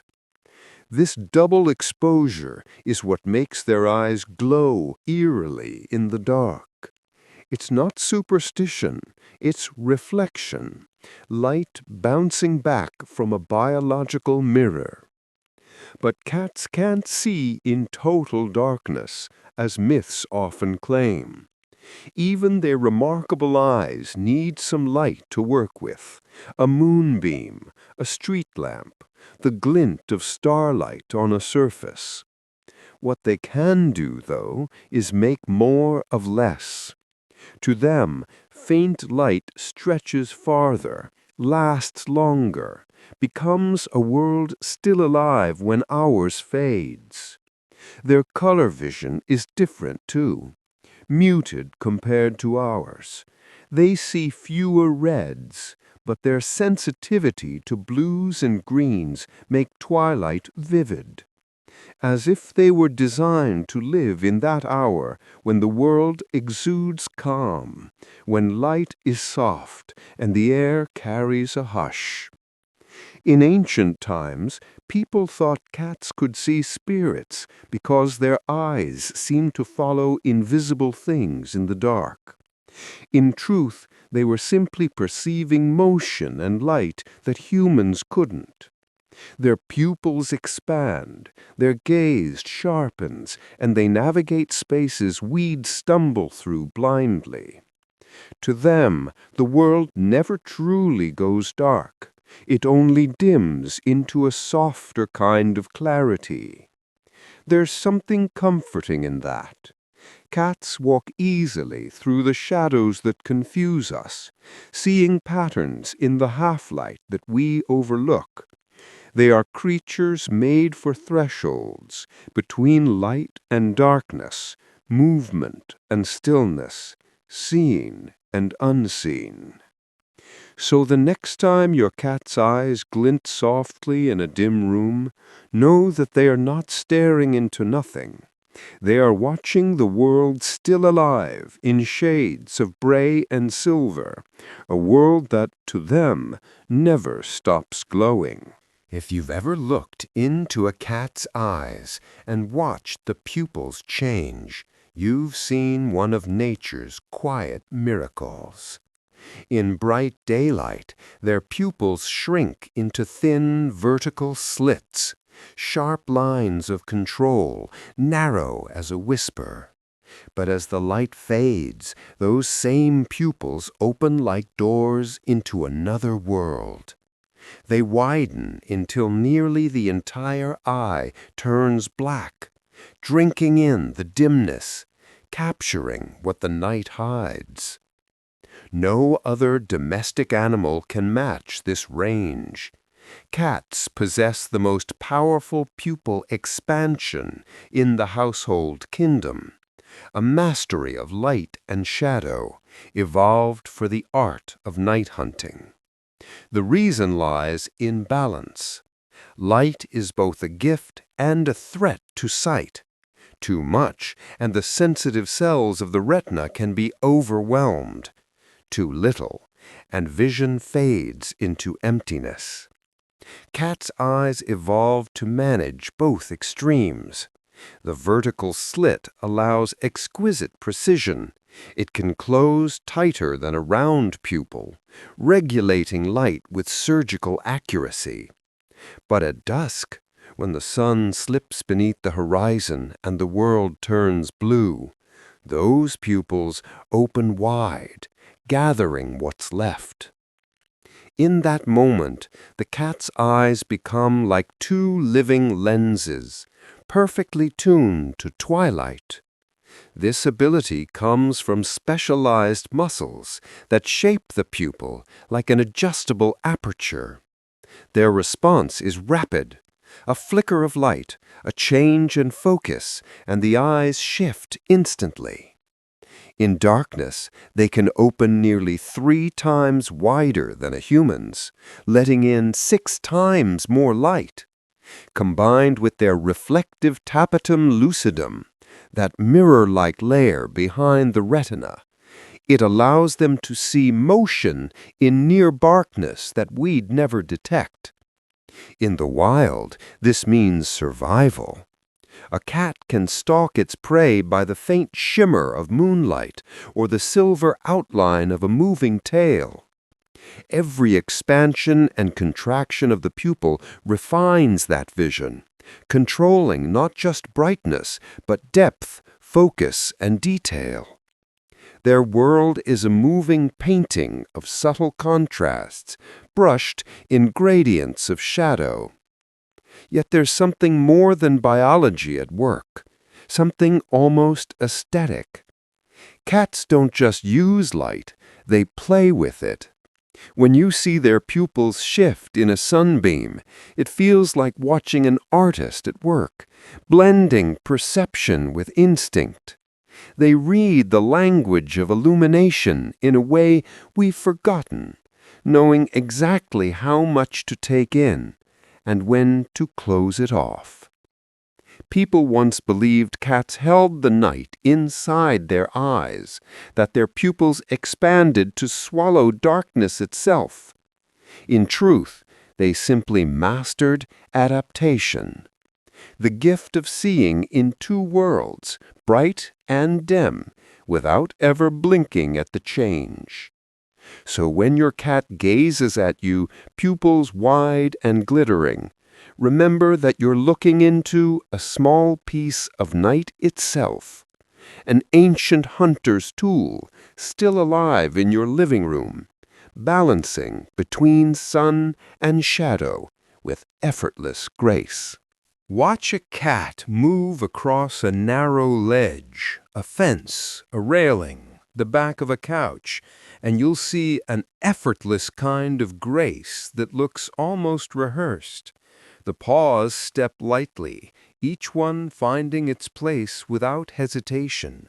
The body glides, the shoulders roll, and behind it all, the tail flows in perfect counter-motion, steady and deliberate. It's not decoration. It's the secret to their balance, a living stabilizer, as precise as a tightrope walker's pole, helping them defy the laws of gravity with quiet confidence. A cat's tail is a marvel of engineering. It's built from 20 to 23 small vertebrae, each connected by flexible joints and wrapped in layers of muscle, tendon, and nerve. This structure allows it to bend, twist, and flick with incredible control.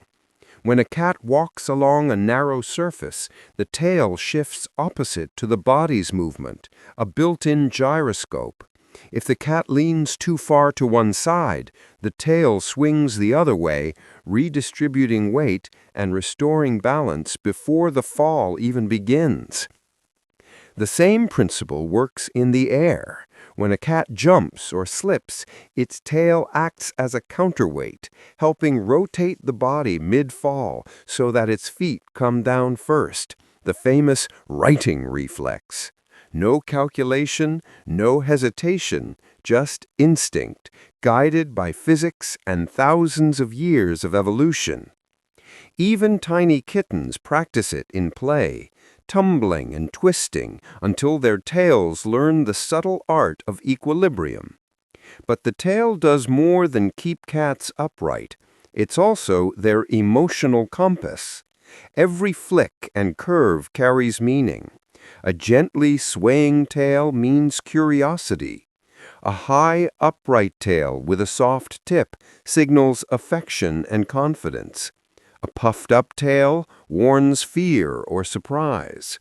The same organ that steadies them on a beam also communicates how they feel, expressing in movement what language never could.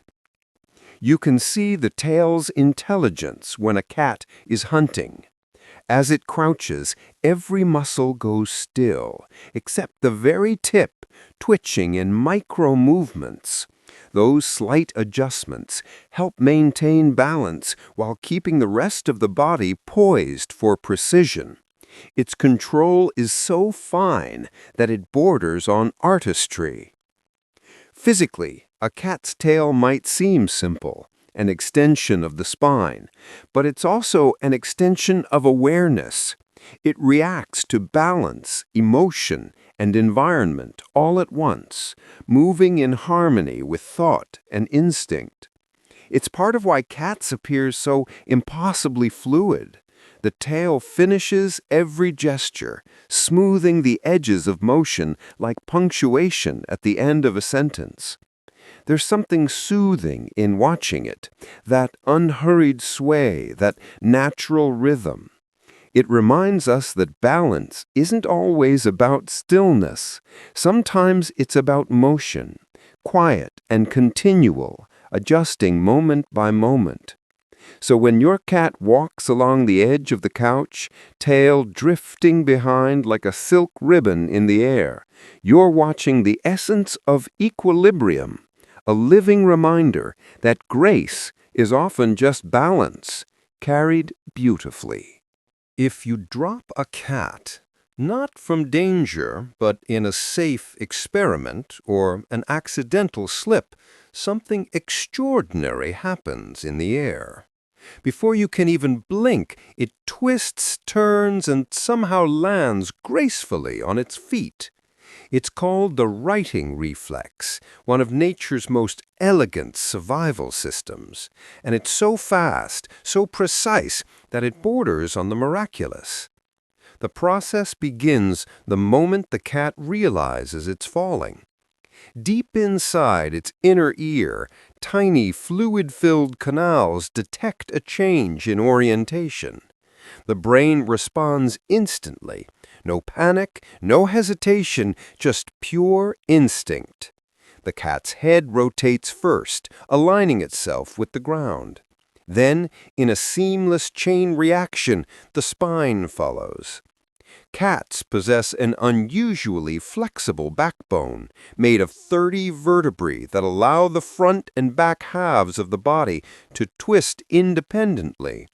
Unlike humans, cats have no collarbone, which gives their shoulders remarkable freedom to move and adjust mid-air. As the body turns, physics takes over. The cat tucks its front legs in and extends its back legs out, rotating its torso in one direction while counter-rotating the lower half the other way. It's the same principle a gymnast uses in mid-flip, redistributing momentum to control rotation without needing anything to push against.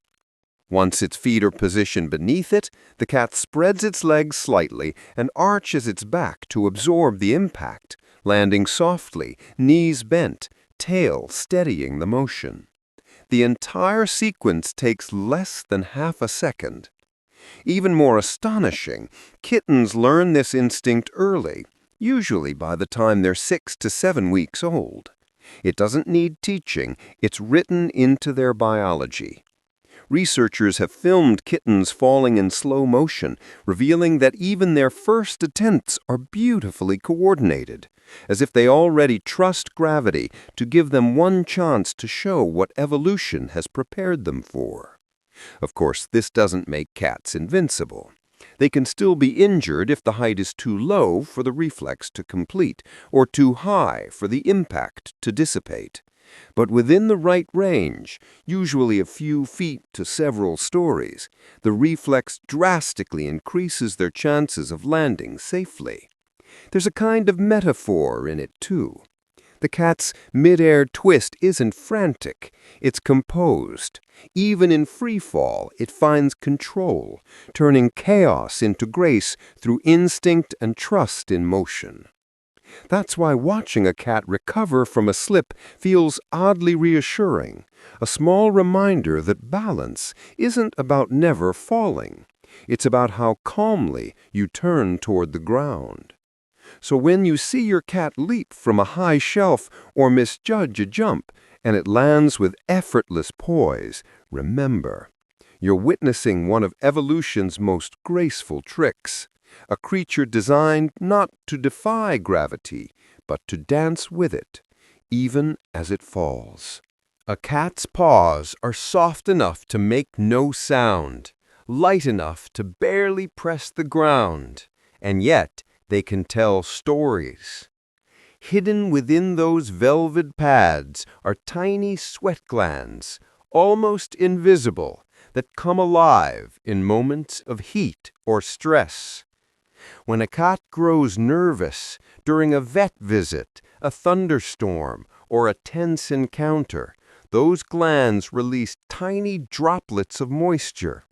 The result is a secret most people never see.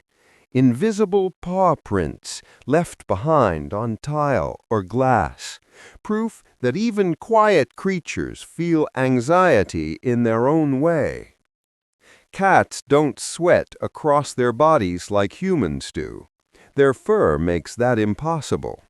Instead, their cooling system is highly selective, centered in their paw pads, nose, and sometimes around the lips and chin. When the temperature rises or tension builds, those small sweat glands activate, helping regulate their body and calm their system. You can sometimes glimpse it after a stressful moment. Faint, damp paw marks fading slowly on the examination table at the vet. To us, it's almost nothing. To them, it's the body's whisper of unease. The process is remarkably similar to how we respond under pressure. When humans get anxious, blood flow shifts, the heart races, and sweat forms on our palms, not to cool us down, but as part of the body's instinctive fight or flight reaction. Cats do the same, though their version is subtle, silent, nearly invisible. Their paws moisten slightly, helping improve grip and focus, small biological preparations in case they need to flee or fight. In calmer times, those same sweat glands help maintain comfort during heat.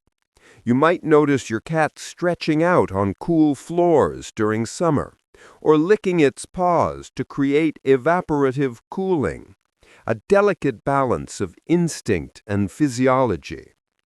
But during nervous moments, the paw pads tell another story, emotion translated into the language of touch. Veterinarians often recognize the signs instantly.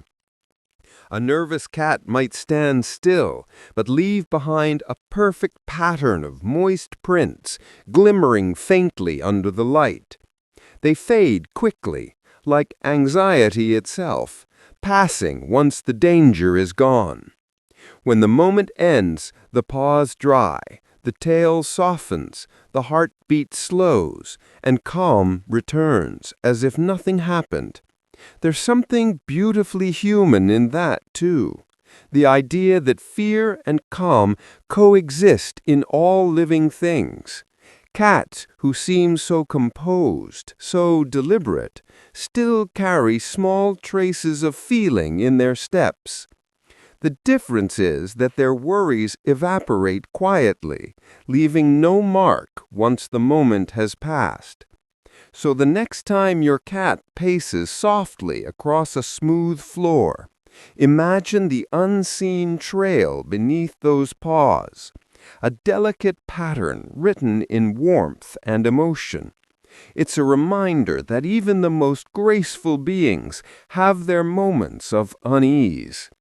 Yet just as quickly as the prints appear, they fade, replaced by stillness, by rest, by peace returning to the body, one silent step at a time.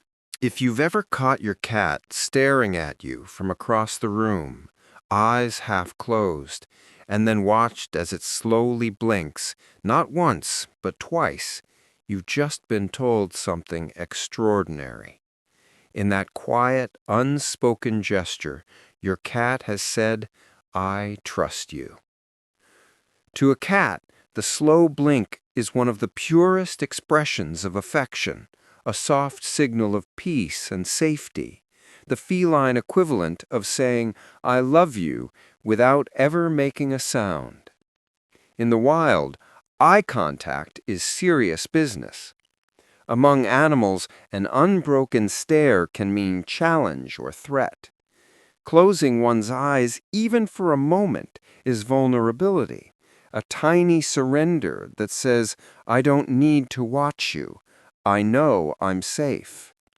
Cats, for all their independence and caution, have learned to share this small act of trust with the humans they bond with. When they blink slowly, they're showing that you belong to their circle of calm. Researchers have studied this simple behavior and found something remarkable. When humans mimic the slow blink, meeting a cat's gaze softly and then closing their eyes and opening them again, cats are far more likely to approach, rub against them, or climb into their lap. It's a universal language built not on sound, but rhythm. The slow blink synchronizes body and emotion, much like deep breathing between friends who are at ease together. It's the heartbeat of trust made visible. What makes it even more touching is its subtlety. Cats don't use the slow blink to demand attention or ask for food. They use it when words, even meows, aren't needed. It's a way of existing peacefully beside another creature, acknowledging presence with warmth rather than urgency. When your cat blinks at you this way, it's saying, you make me feel safe enough to rest. You can return the message easily. Find your cat's eyes, soften your gaze, and blink, slowly, gently, like a sigh. You'll often see the response almost immediately, a relaxed blink in return, perhaps followed by a yawn or a slow turn of the head. In that moment, two species are speaking a shared emotional language older than speech, one that says, you are not a threat, you are family. It's no wonder so many cat owners describe the slow blink as their favorite part of the bond. It's intimate without touch, quiet without distance, proof that love doesn't always need sound to be real. So the next time your cat looks at you with those soft, drowsy eyes and blinks once, don't look away. Blink back. You've just joined a conversation that began thousands of years ago, carried through time not by words, but by trust. A silent promise exchanged between two hearts perfectly at peace. When a cat meows at you, soft or sharp, long or brief, it's easy to think it's just making noise. But that sound, that familiar syllable of feline speech, holds something quietly remarkable. Cats don't meow at each other, not once they're grown. The meow is, in fact, a language they invented for us. In the wild, adult cats live largely in silence. They communicate through scent, posture, and subtle sounds, a hiss, a trill, a rumble. Kittens meow to their mothers, crying when they're hungry or cold. But once they're weaned and independent, the meowing stops. Silence becomes the language of adulthood. Only among humans did cats begin to rediscover their voice and keep it.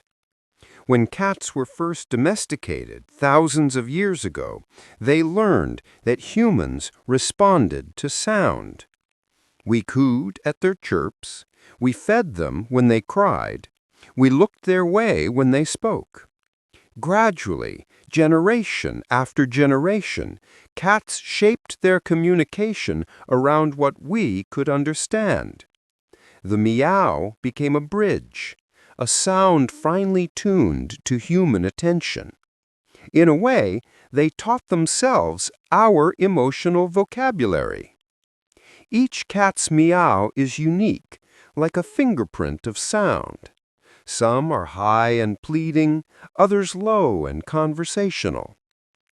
Cats adjust the pitch and rhythm of their meows depending on what they want. A short chirp might mean hello. A long, rising tone could mean I'm hungry. And a soft trill might say, follow me. Researchers have even found that cats living closely with people developed specialized dialect unique to their household. What you hear as an ordinary sound is actually a custom-made sentence designed for you. Between cats, though, this sound almost disappears. Two adults meeting will rarely exchange meows. They'll use body language, ears, tails, pupils, of silent ballet of expression that we barely notice. Meowing, then, is something sacred between cats and humans, a private code created not by biology, but by relationship. It's strange to think that your cat talks to you in a way it never would to another of its kind. But that's what makes the bond so special. Somewhere along the path of history, a quiet, solitary hunter learned to speak softly for companionship, not because it had to, but because it wanted to be understood. The next time your cat meows from across the room, try listening not as a command, but as a conversation. You might hear a question, a greeting, or simply acknowledgement. You're here, and I see you. For a creature that lives so much in silence, that small sound is an act of intimacy. So when your cat lifts its head and meows just for you, know that you're hearing something ancient and tender, a language shaped over centuries of trust, spoken only between those who have learned to share quiet together. When your cat meows, especially that pleading, soft call that makes you look up instantly, it's not a random sound.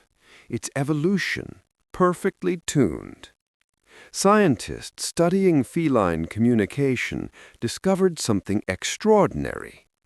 The pitch of a cat's meow falls within the same frequency range as a human baby's cry. That similarity isn't a coincidence.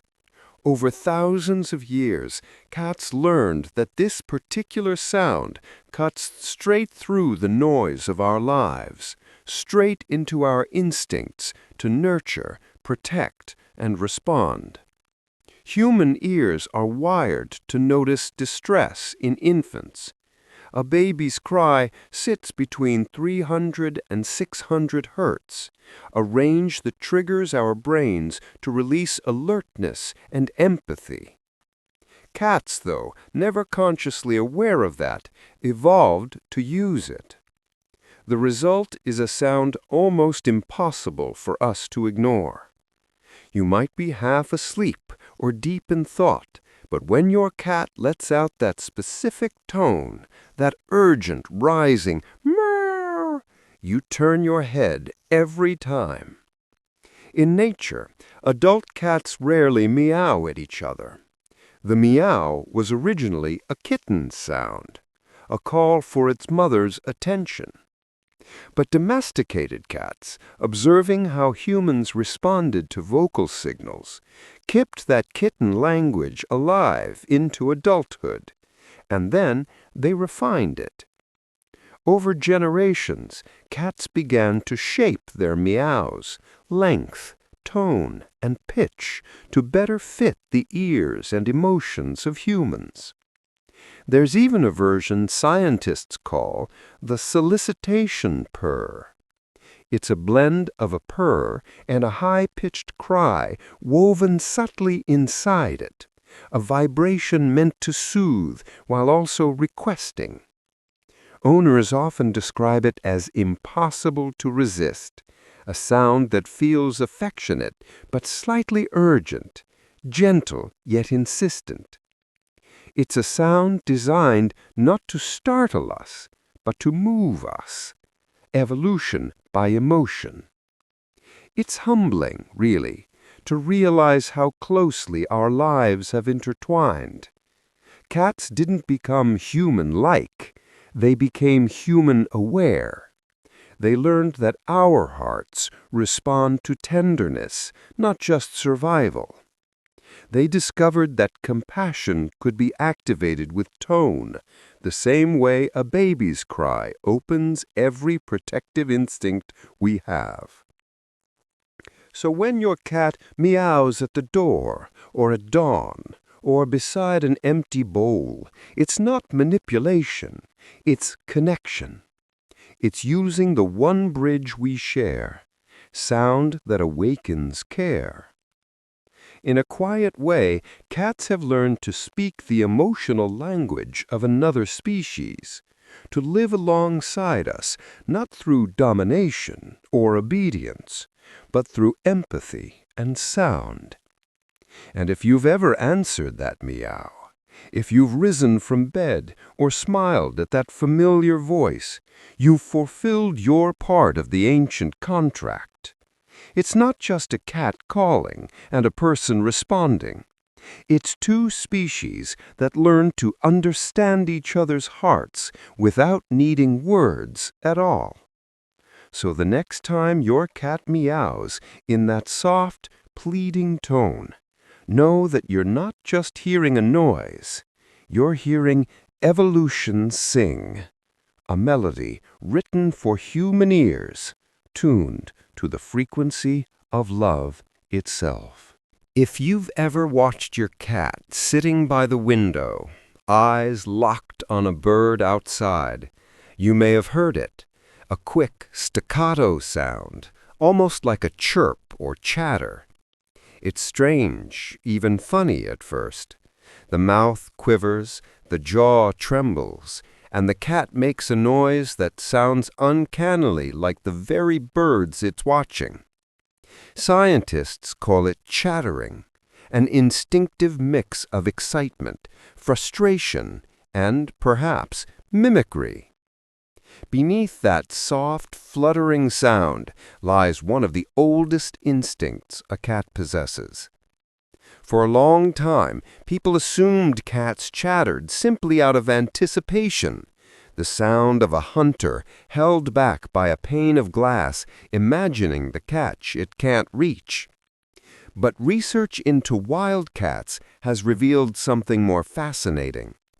In the South American rainforest, a species called the margay was recorded mimicking the chirps of baby monkeys to lure adults within striking distance. Other wild felines like ocelots and servals have shown similar behavior, producing sounds that imitate their prey. It's a form of acoustic mimicry, a kind of vocal camouflage that turns patience into a weapon. Domestic cats may be echoing a shadow of that ancient strategy. When your cat chirps at a sparrow or a moth, it may be replaying that primal script written deep in its DNA. The rhythm and pitch of its chatter often resemble the calls of small birds. To the cat, the sound might be part instinct, part practice, a reflex from a time when every vibration of the throat could mean survival. There's also emotion in it. Some behaviorists think the chatter carries tension, the body's energy trembling through sound when the mind says hunt, but the moment says wait. You can see it in the stillness of their body, the twitch of the tail, the wide pupils. It's a symphony of restraint, the predator in pause, the jungle remembered through glass. Yet what makes it endearing is how quietly wild it is.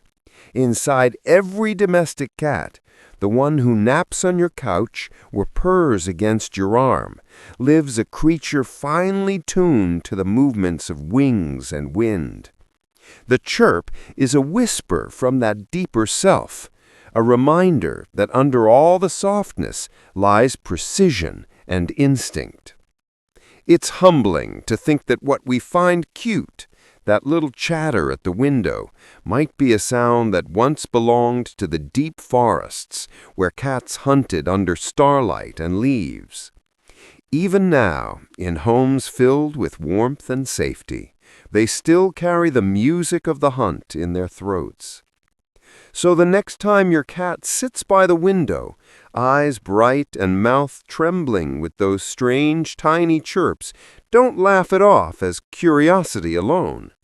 You're hearing something ancient, the echo of the wild, still alive in the quietest corners of your home. When a cat walks toward you, lifts its head, and gently presses its cheek against your hand, it's doing something deeper than asking for attention. Beneath that soft fur lie tiny scent glands, and with that slow, affectionate rub, your cat is leaving behind a part of itself, a whisper of identity, a mark of belonging. In the silent language of felines, this is how they say, "You're mine, and I'm safe with you." Cats have specialized scent glands on their cheeks, forehead, lips, and the base of their tail. These glands release pheromones, chemical signals that carry information invisible to us but deeply meaningful to them. When a cat rubs its face along furniture, door frames, or people, it's layering its personal scent over the world it trusts. That scent acts like an invisible thread connecting its safe places and favorite beings. It's less about ownership and more about reassurance, creating a home defined not by walls, but by familiarity. To a cat, scent is memory. It's how they map their environment, remember comfort, and recognize what's safe.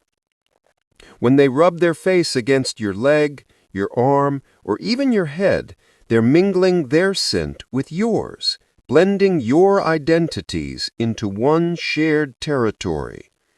In their minds, that makes you part of their group, a member of their chosen family. This ritual is called bunting, and it's one of the gentlest gestures in the animal world. It's affectionate, deliberate, and intimate. Cats don't bunt those they don't trust. In the wild, such contact would only occur between bonded companions, siblings, mothers, or mates. So when your cat presses its face to you, it's offering the same quiet affection reserved for the beings it considers closest to its heart. The pheromones themselves have a calming effect, even for other cats. That's why synthetic versions of these scents are used in veterinary clinics and shelters to help anxious cats feel safe. To them, the smell of these cheek pheromones means peace. It's the scent of home, of calm bodies, and familiar hearts. You might notice how a cat will rub its cheeks along your hand, then turn its head so the forehead touches next, a small, graceful ritual of greeting. In that motion, the cat both gives and gathers scent, exchanging comfort in silence. It's their version of a hug, done through chemistry and trust, rather than arms. It's easy to miss how much love lives in such small gestures. No purring, no meowing, no dramatic display. Just a gentle touch, a quiet mark that says, "You belong with me." Cats speak in whispers, and scent is one of their oldest, softest words. So the next time your cat brushes its face against yours, pause for a moment. You've just been claimed, not in ownership, but in affection. It's your cat's way of saying, "You're part of my world now, and my world is safe because you're in it." When a cat rolls over onto its back, paws in the air, and reveals that soft, unguarded belly, it feels like a gift.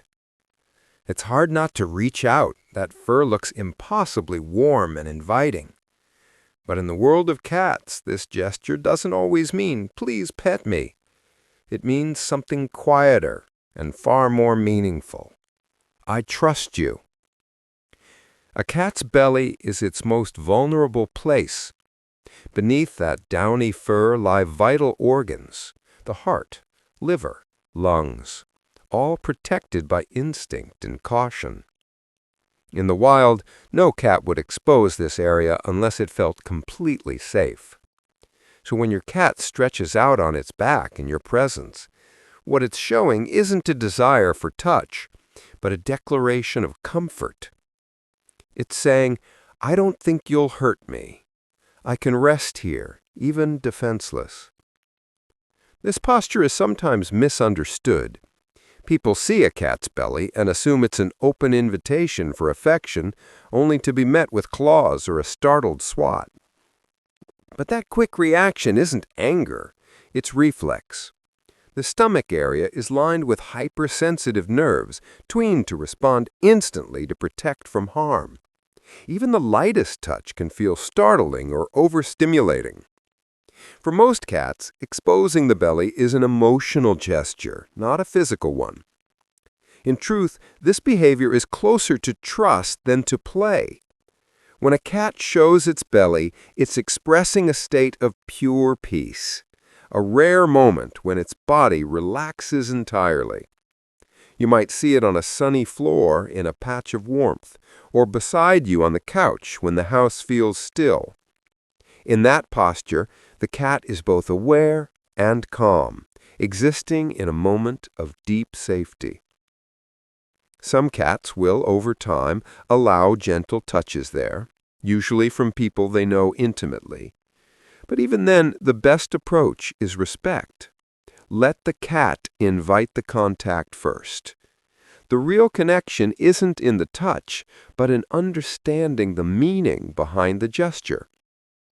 Behaviorists often describe the exposed belly as the feline equivalent of a smile, a signal of ease, not a request. It's their way of saying, this space, this moment, and you, they're all safe. It's a vulnerability that asks nothing in return but quiet appreciation. There's something deeply human about that. We too sometimes show trust not by reaching out, but by relaxing, by being unguarded in another's presence. Cats simply remind us how beautiful that can look when done without words. So the next time your cat rolls onto its back, paws in the air and eyes half closed, resist the urge to reach. Just smile softly and know that in its own quiet language, your cat has just given you one of the greatest compliments it can. Peace made visible. There's a special rhythm to a cat's happiness. Soft paws pressing in and out against a blanket, your lap, or a pillow. This gentle motion, often called kneading, looks almost like baking bread, but it's much older than that. A behavior carried from the very first days of a cat's life, when warmth and love were still measured in heartbeats and milk. When kittens nurse, they instinctively press their tiny paws against their mother's belly. This rhythmic movement helps stimulate milk flow, ensuring they're fed and comforted. But the act is more than physical, it's emotional. The motion, the warmth, and the closeness to their mother become linked to safety and contentment. Even after they grow up and no longer nurse, that memory lingers deep in their instincts. So when an adult cat needs, it's reaching back through time, performing a motion that once meant everything good in the world. It's a reflex born of love, trust, and calm.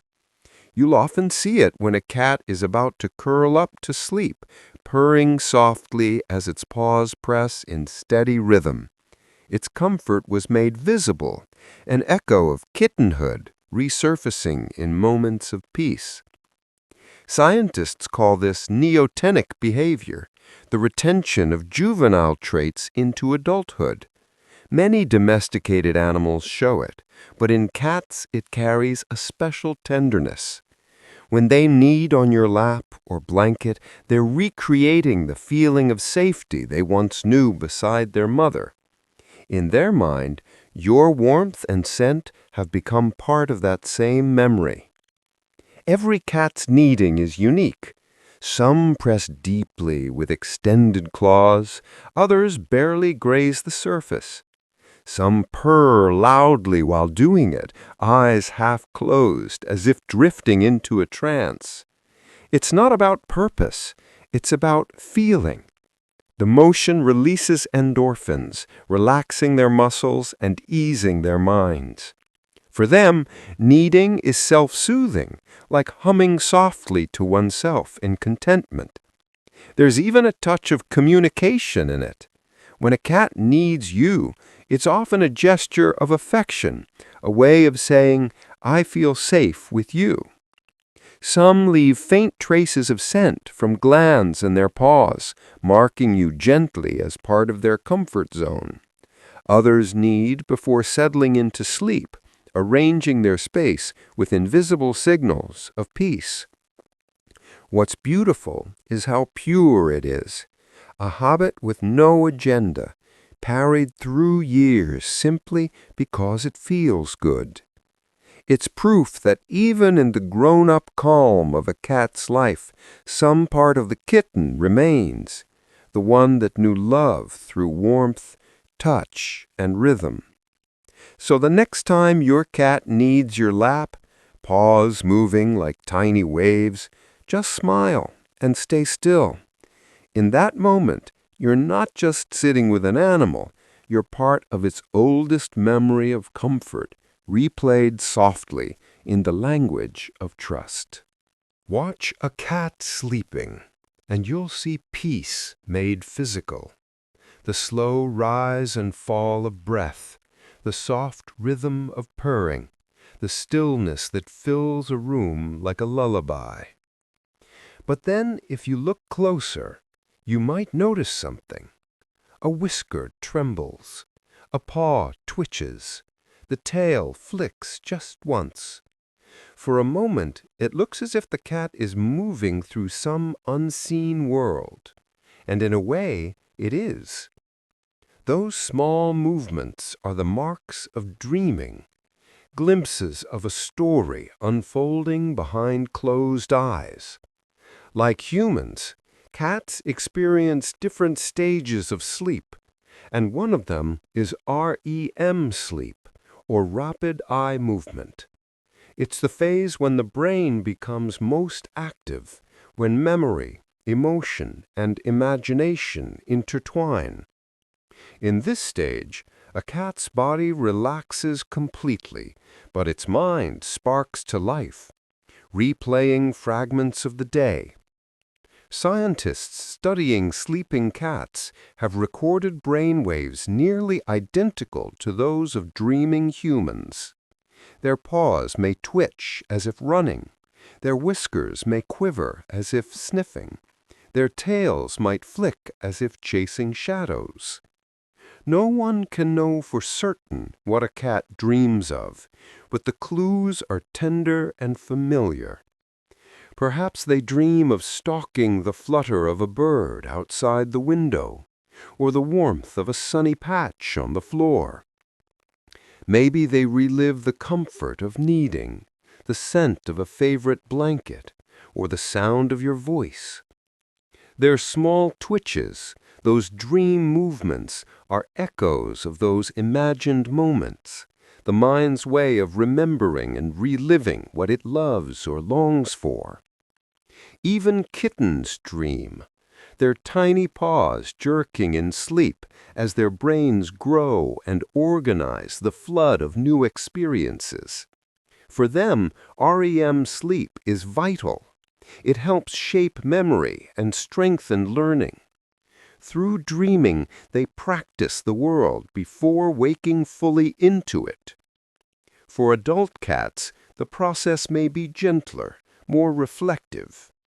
Dreaming allows their minds to settle the day's sensations, to balance the alertness of their waking life with rest.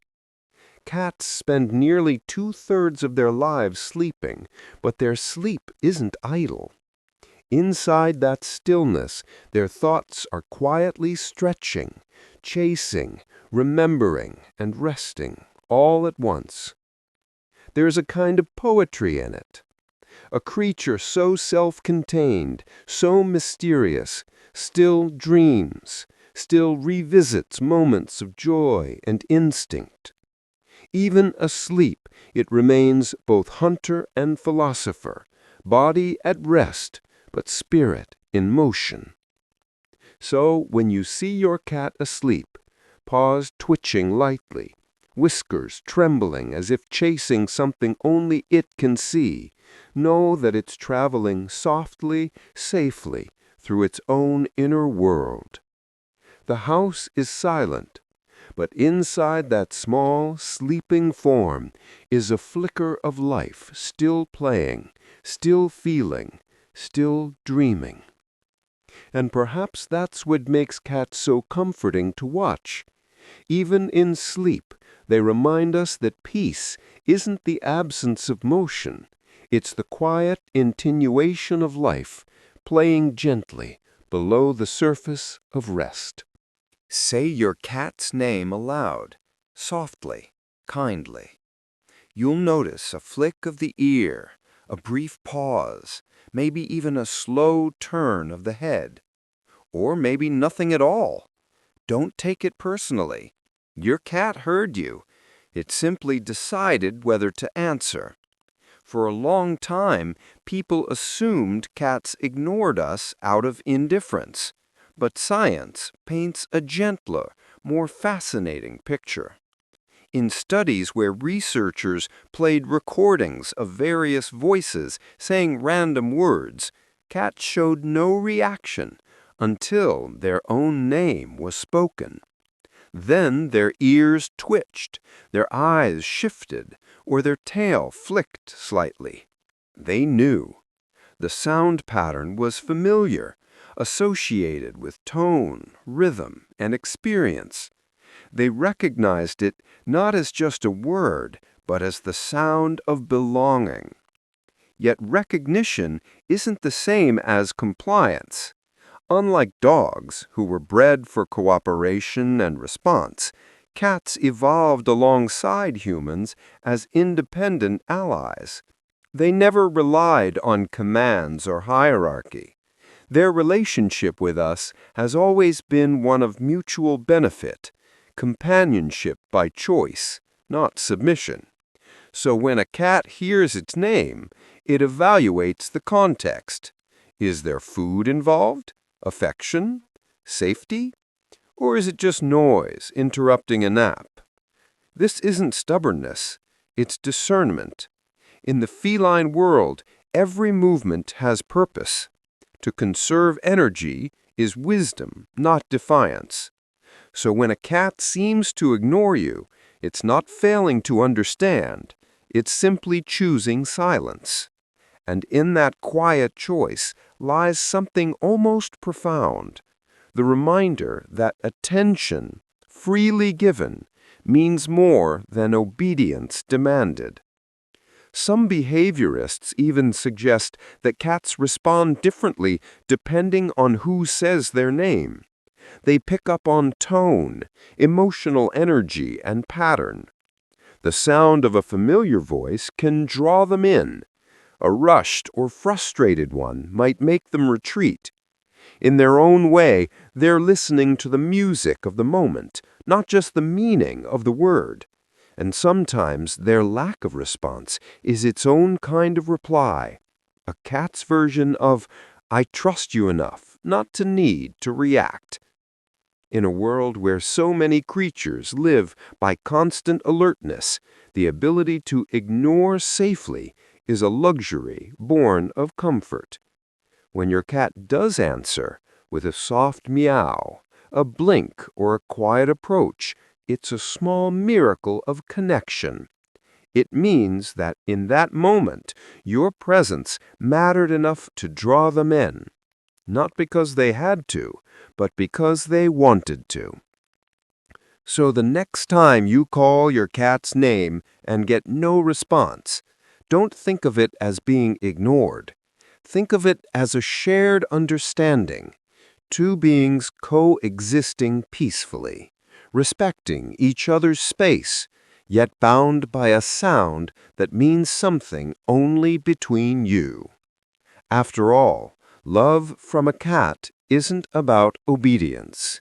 It's about quiet recognition, the turning of an ear, the flicker of a whisker, the trust of choosing to stay, even when they don't answer.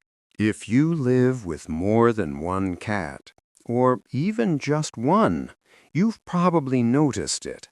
Their voice changes depending on who they're talking to.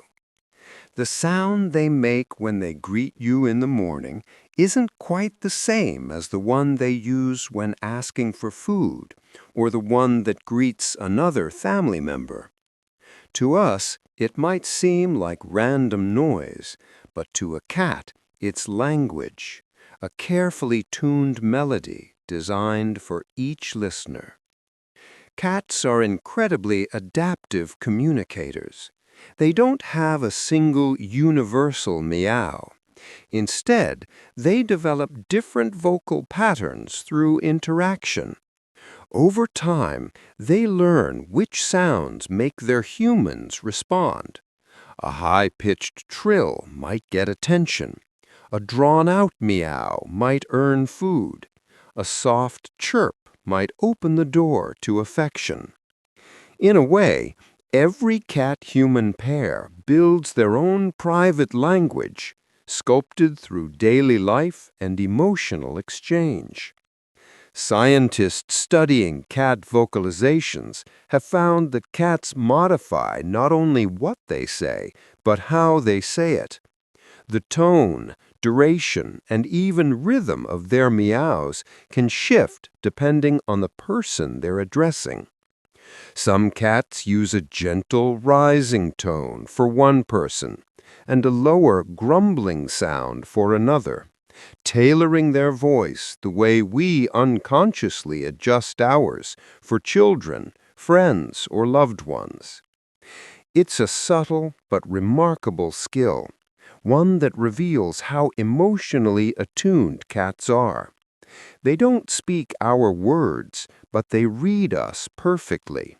Our tone, our movement, our habits.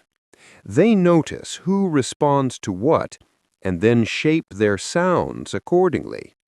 Over months and years, they learn from you. Your timing, your softness, your thresholds of attention. What seems like instinct is really intimacy, a language built slowly through shared living. In many ways, this isn't cats imitating humans, it's collaboration. You change your tone for them, too. You use a lighter voice when you call them, or a gentler tone when you soothe them. The two of you meet in the middle, forming a soundscape that belongs only to your home. Researchers sometimes call this vocal accommodation, but it feels more like quiet companionship. The cat's voice becomes an echo of your relationship, the sound of coexistence. Some cats grow almost musical with certain people, purring mid-meow, combining tones in ways they never use elsewhere. It's as if their voice becomes a reflection of trust, shaped by response, comfort, and time. So when your cat meows at you in that familiar, personal way, not the generic food call, not the stranger's greeting, but the one that feels meant only for you, listen closely. It's not manipulation, it's communication. It's your cat saying, "I know your rhythm, and I've found a way to speak within it." It's proof that love doesn't always need translation. Sometimes it just learns how to sound like home. Few creatures understand the art of rest as completely as cats do. They can fall asleep anywhere, a sunbeam, a windowsill, a crumpled sweater, and do it with a kind of grace that feels both ancient and wise. On average, a cat sleeps 12 to 16 hours every day, sometimes more. The record? Around 20 hours, nearly an entire day spent in the quiet world of dreams. It's one of the longest sleep cycles in the animal kingdom, rivaling that of lions and tigers, their wild cousins. But cat sleep isn't the heavy, unmoving kind we associate with deep rest. It comes in layers, short naps, light dozes, and brief dreams stitched together into a tapestry of peace. Most of the time, cats hover in light sleep, where their ears still twitch at the faintest sound, and their whiskers quiver at the shift of air.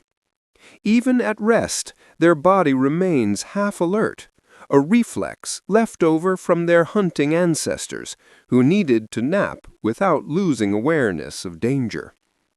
Their deepest sleep, the kind that they dream, paws twitching softly, makes up only a small portion of the day, but it's crucial.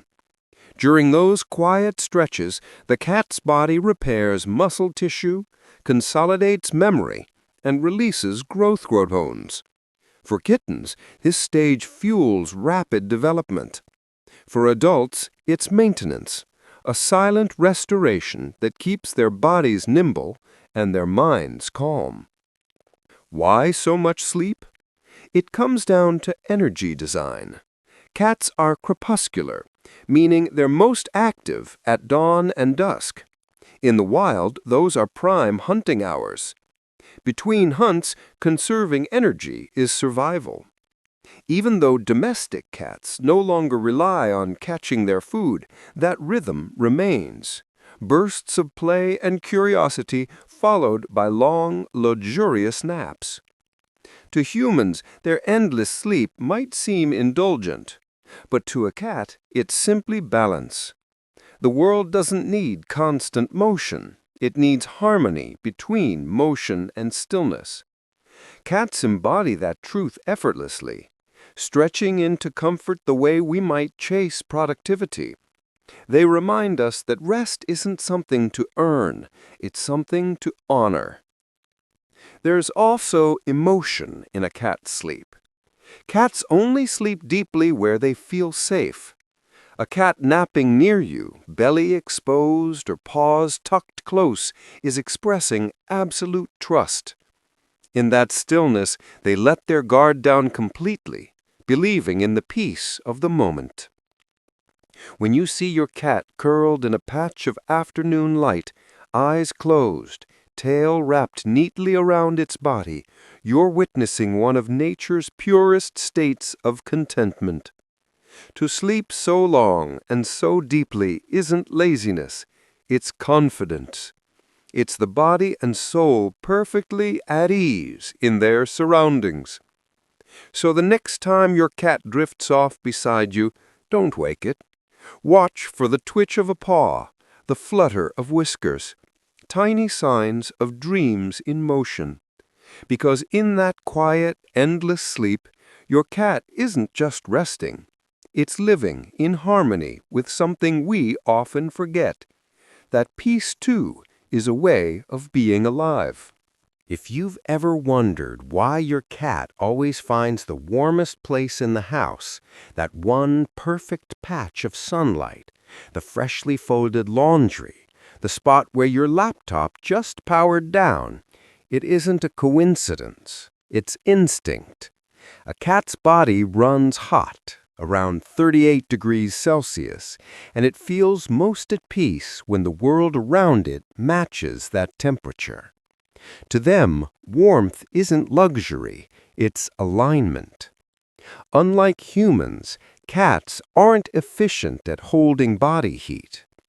Their small size, lean muscle, and low body fat mean they lose warmth quickly when resting. So they've evolved a deep, almost poetic attraction to heat. When they curl into a sunbeam, press against your legs, or stretch across a radiator, they're seeking balance, the outer world meeting the warmth of their own heartbeat.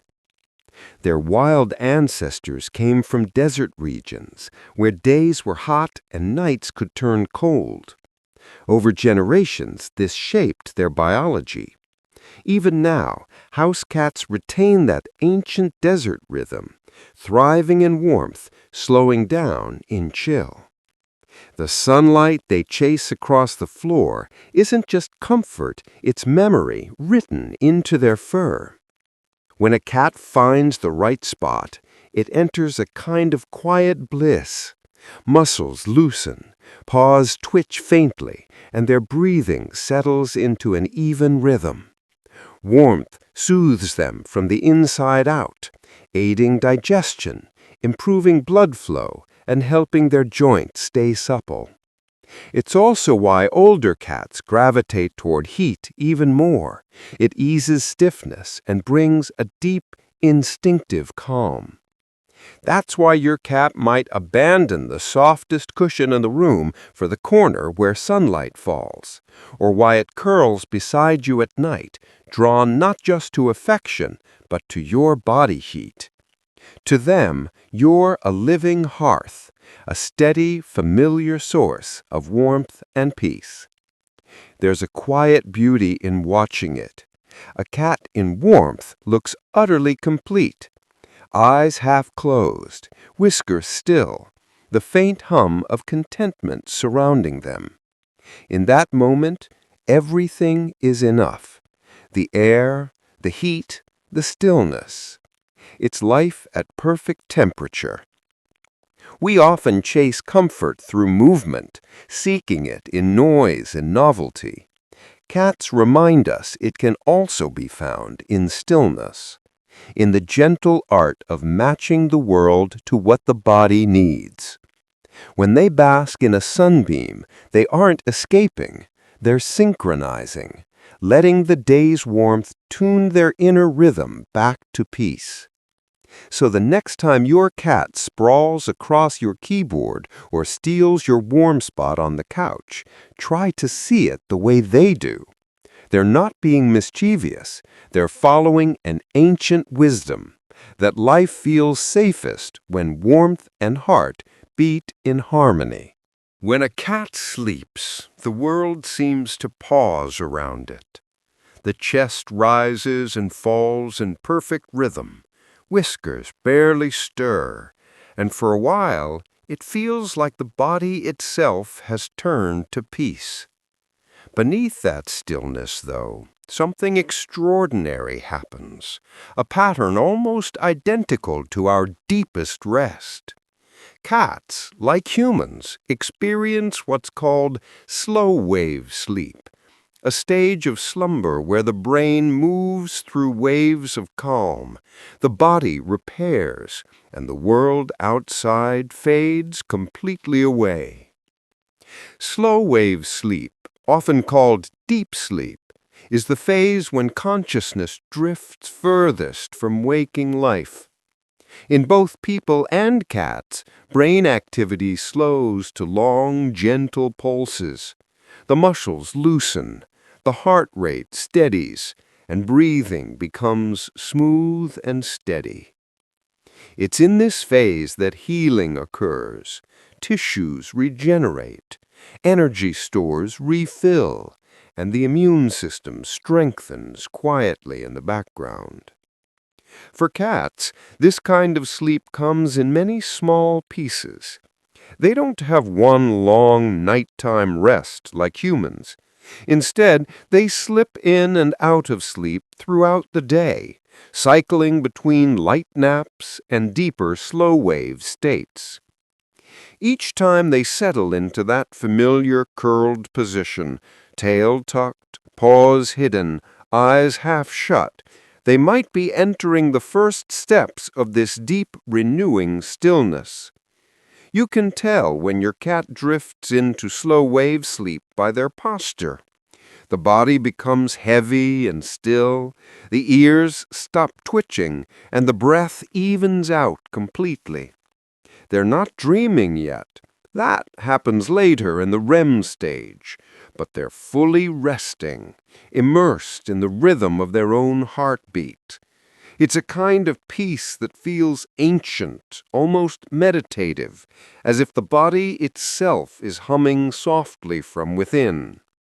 Scientists believe this stage of sleep is essential for both physical and emotional balance.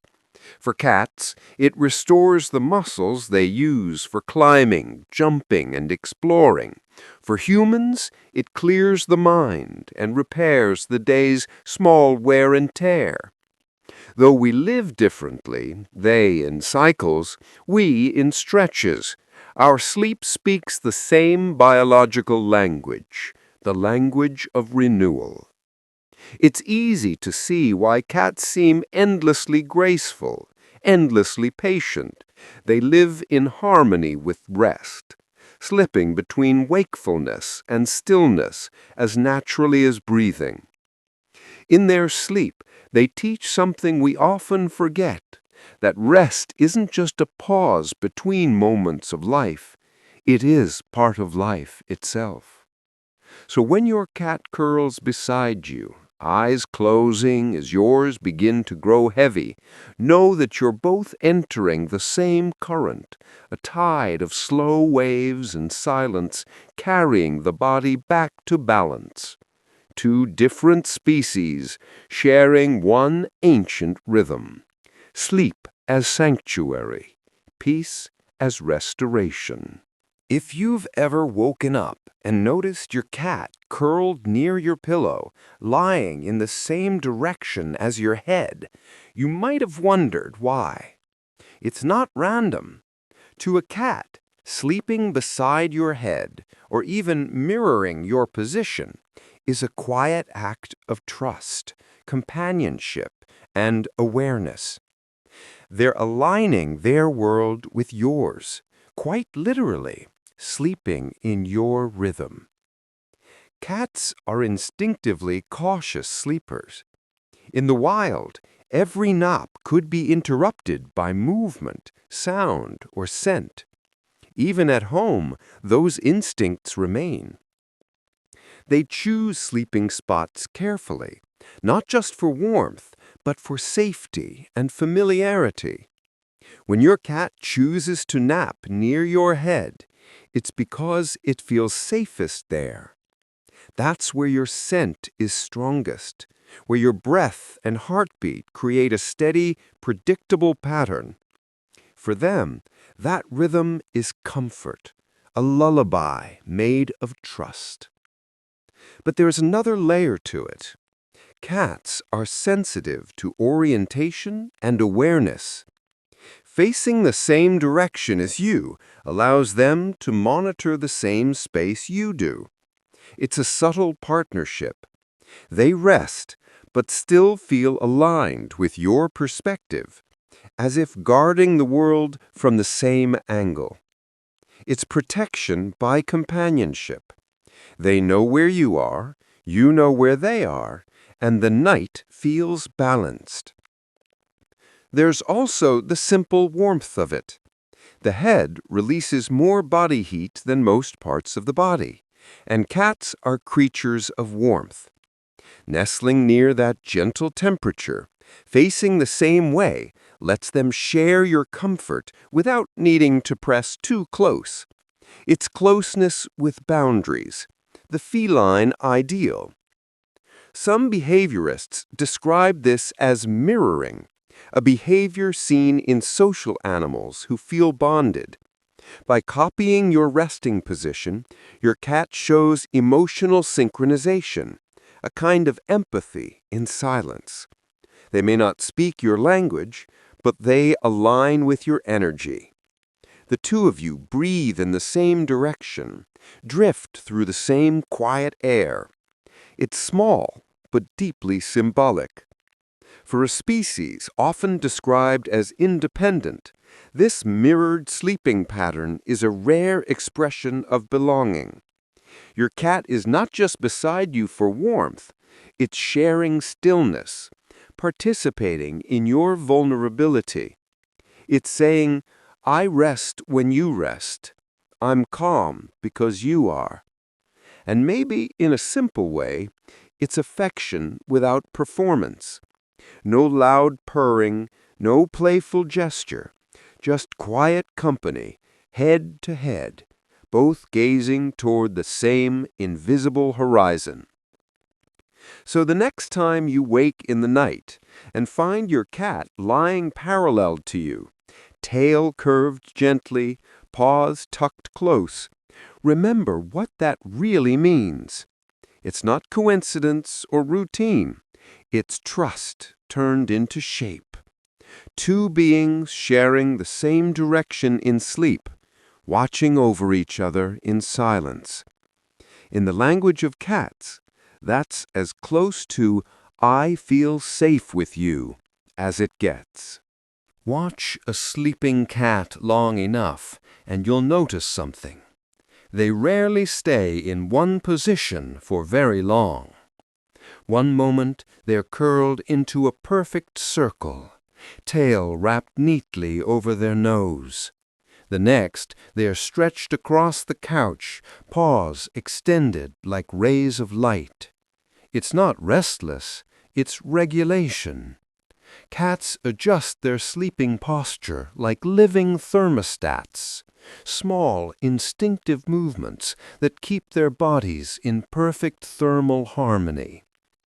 A cat's body runs naturally warm, around 38 degrees Celsius, 100 degrees Fahrenheit, and that temperature needs gentle balance. When they curl tightly, they're conserving heat, trapping air between layers of fur and minimizing exposure. It's the feline version of pulling a blanket close. You'll see this most often in cooler rooms or on quiet winter mornings when warmth becomes a soft cocoon against the chill. But as the air warms or the sunbeam shifts, you'll notice the opposite. A cat will stretch out fully, exposing its belly or splaying its paws outward. This isn't laziness, it's ventilation. By expanding their posture, cats allow heat to dissipate from the less furred parts of their body, the stomach, the pads of the paws, the inner limbs. Each position is a conversation between instinct and temperature, silent, precise, and graceful. These habits trace back to their desert ancestors, who learned to survive between extremes of heat and cool. Even though house cats now live in comfort, their bodies still read the world through warmth. Every twitch and turn during sleep is a small act of self-care, adjusting to the environment without waking fully, staying in perfect equilibrium between comfort and alertness. Their fur plays a role too. It acts as both insulation and ventilation, depending on how the cat positions itself. Flattened fur releases heat. Fluffed fur traps it.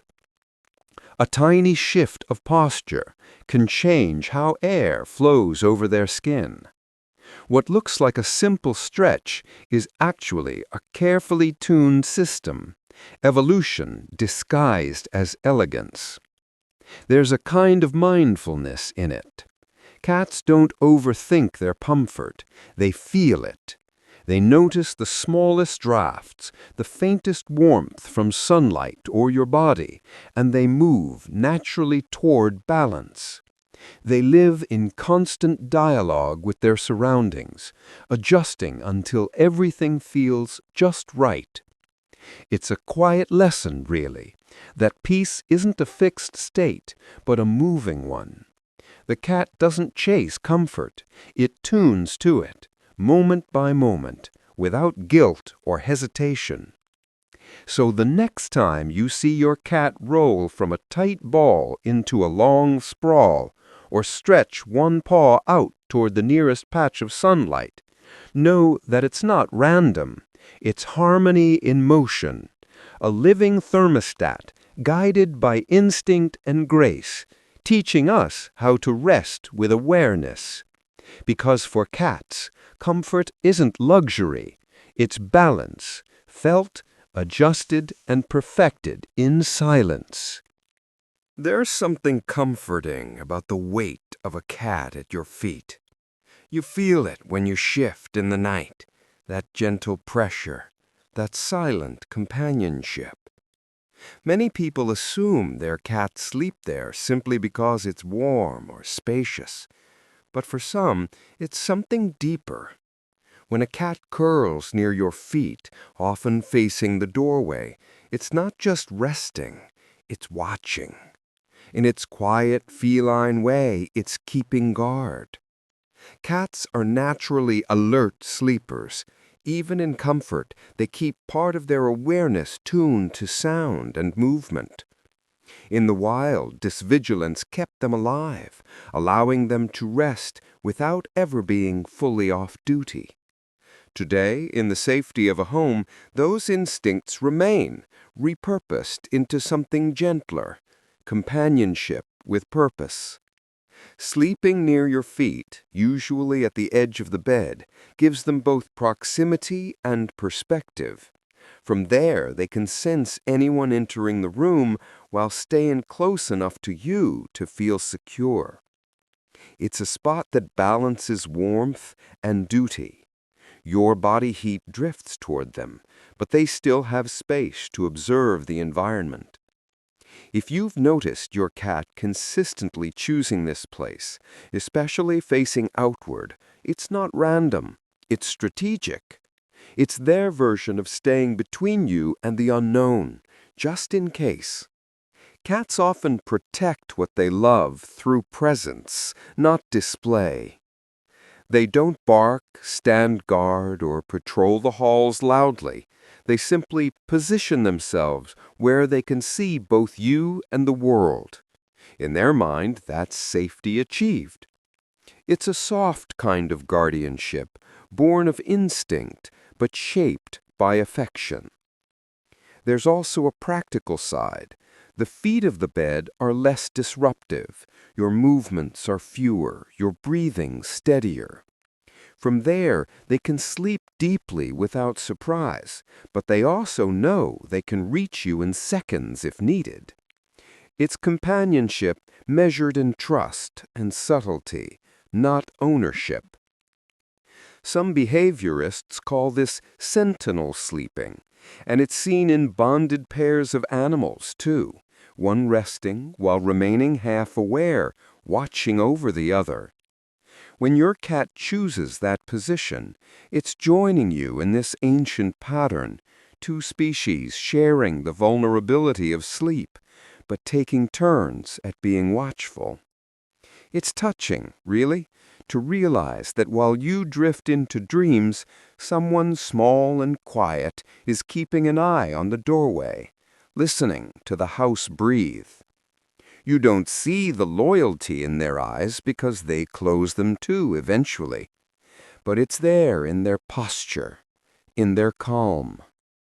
So when you wake and find your cat nestled near your feet, facing the dark hallway, know that you've been cared for in silence, not out of duty, but devotion. Because in their quiet way, cats love by staying near, by watching, by waiting, by simply being there when the world is still. There's a special stillness before dawn, the kind of quiet that makes the whole world feel suspended in breath. It's the time when the stars begin to fade and the first hint of light stretches softly across the sky. If you look closely then, you might see your cat curled in its favorite spot, paws twitching gently, whiskers trembling as if in conversation with something unseen. That's no random movement. It's the rhythm of dreaming. And for cats, this is when their dreams are most vivid. Cats are creatures of the twilight, crepuscular beings, most alert at dawn and dusk. In the wild, these were their hours of hunting and adventure. Even though house cats now live in warmth and safety, their inner clocks still follow that ancient rhythm. So just before the sun rises, when they're not stalking prey or exploring shadows, their minds turn inward, replaying the world in dream. During this time, their brains enter rapid eye movement sleep, the deepest stage of dreaming. Scientists studying cats in this phase have seen brain patterns almost identical to those of waking moments. It's as if the cat is living again inside its memories, hunting, climbing, leaping, or chasing a sound only it can hear. Their paws twitch because their minds think they're moving. Their whiskers flick because they're sensing the air of an imagined place. No one can say exactly what cats dream, but we can guess. Perhaps they dream of the flutter of birds beyond the window, the soft crinkle of your blanket, the flicker of toys caught mid-pounce. Maybe they dream of you, your voice, your scent, the warmth of your lat. Their dreams, like ours, are stitched from memory and feeling, the mind's way of painting comfort in motion. There's a beautiful irony in it. Cats, the quiet watchers of dawn, spend their most vivid moments of imagination right before waking. While we sleep through the changing sky, they drift between two worlds, the real and the remembered, their minds lighting up in soft, invisible color. It's their secret hour of reverie, unseen, yet deeply alive. When you wake to find your cat already stirring, blinking slowly as light spills across the room, know then it's just returned from somewhere. A landscape of memories, hunts and play. A private dawn of its own making. It stretches, yawns, and steps back into the waking world, carrying traces of dreams that dissolve like mist in sunlight. There's something comforting about that while we dream of them, they dream too. And perhaps, just before dawn, for one fleeting moment, those two dreams overlap, human and feline, both resting in the hush before the day begins. Because for cats, dawn isn't just the start of the day. It's where their dreams burn brightest, glowing softly against the first light of morning. There's a quiet kind of magic that happens when you and your cat fall asleep together. You might not notice it, but if you listen closely, in that gentle space between wakefulness and dreams, you'll find your breathing has started to match. The rise and fall of your chest, the soft rhythm of your cat's body, they move together, as if drawn by the same invisible tide. Scientists call this rhythmic entrainment, when living beings in close connection begin to unconsciously synchronize their bodily rhythms. It's the same phenomenon that happens between mothers and infants, or between people deeply at ease with one another. Cats, for all their independence, often fall into this rhythm naturally with the humans they trust most. To them, your breathing is a sound of safety. The steady rhythm signals calm. The warmth of your body radiates stability. When they settle beside you, perhaps curled against your legs or stretched near your chest, their nervous systems begin to relax. The tempo of their breath slows to match yours. Your serenity becomes theirs. But it doesn't flow just one way. Studies suggest that sleeping near pets can subtly influence human physiology too, lowering heart rate, easing anxiety, even regulating breathing patterns. Without realizing it, you might start inhaling and exhaling in the same cadence as your cat. Two species, two hearts, one shared rhythm of rest. For cats, who evolved as cautious creatures, this kind of synchronization is profound. It means they feel completely safe, enough to let their body fall into the rhythm of another's. It's a quiet surrender of vigilance, a trust so complete that even their breathing aligns with yours. If you've ever woken to find your cat pressed close, the two of you moving in near perfect sync, chest to chest, rise for rise, fall for fall, you've felt this silent bond. It's communication without words, intimacy without effort. The shared rhythm becomes a language of peace. I'm here. You're safe. We rest together. It's also a beautiful mirror of what connection really is. Not constant motion or noise, but gentle alignment. In those moments, your cat isn't just beside you, it's attuned to you. The two of you exist in the same pocket of stillness, breathing the same invisible rhythm, dreaming separate dreams under the same pulse of peace. So, the next time your cat curls close as you drift off, try noticing it. That soft harmony of breath. The world will fall quiet, the air between you will settle, and for a while, everything will move in unison. Two beings, one rhythm, no words, no noise, just the quiet music of trust. If you've ever dozed beside a sleeping cat and felt a faint warmth radiating from its fur, not just heat, but something softer, more alive, you've touched one of nature's quiet miracles. When a cat purrs in sleep, its body hums at a frequency so gentle it creates both warmth and stillness. The sound vibrates through muscle, bone, and fur, sending out ripples of comfort that you can feel even without hearing a thing.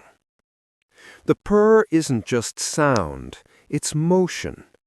When a cat purrs, tiny muscles within the larynx contract at a steady rhythm, around 25 to 150 vibrations per second. These subtle pulses travel through the cat's body, stimulating blood flow, loosening tension, and releasing warmth. It's a form of self-regulation, a natural lullaby that comforts both body and mind. Even in sleep, the vibration continues softly, keeping their body balanced and their rest deep. Their fur amplifies this warmth. Each hair shaft traps layers of air, holding temperature like an invisible blanket. The micro-vibrations from purring stir this air slightly, creating faint friction, a static shimmer that makes their coat feel alive to the touch. It's not enough to shock, but enough to make you sense it, a delicate warmth that seems to breathe through the fur itself.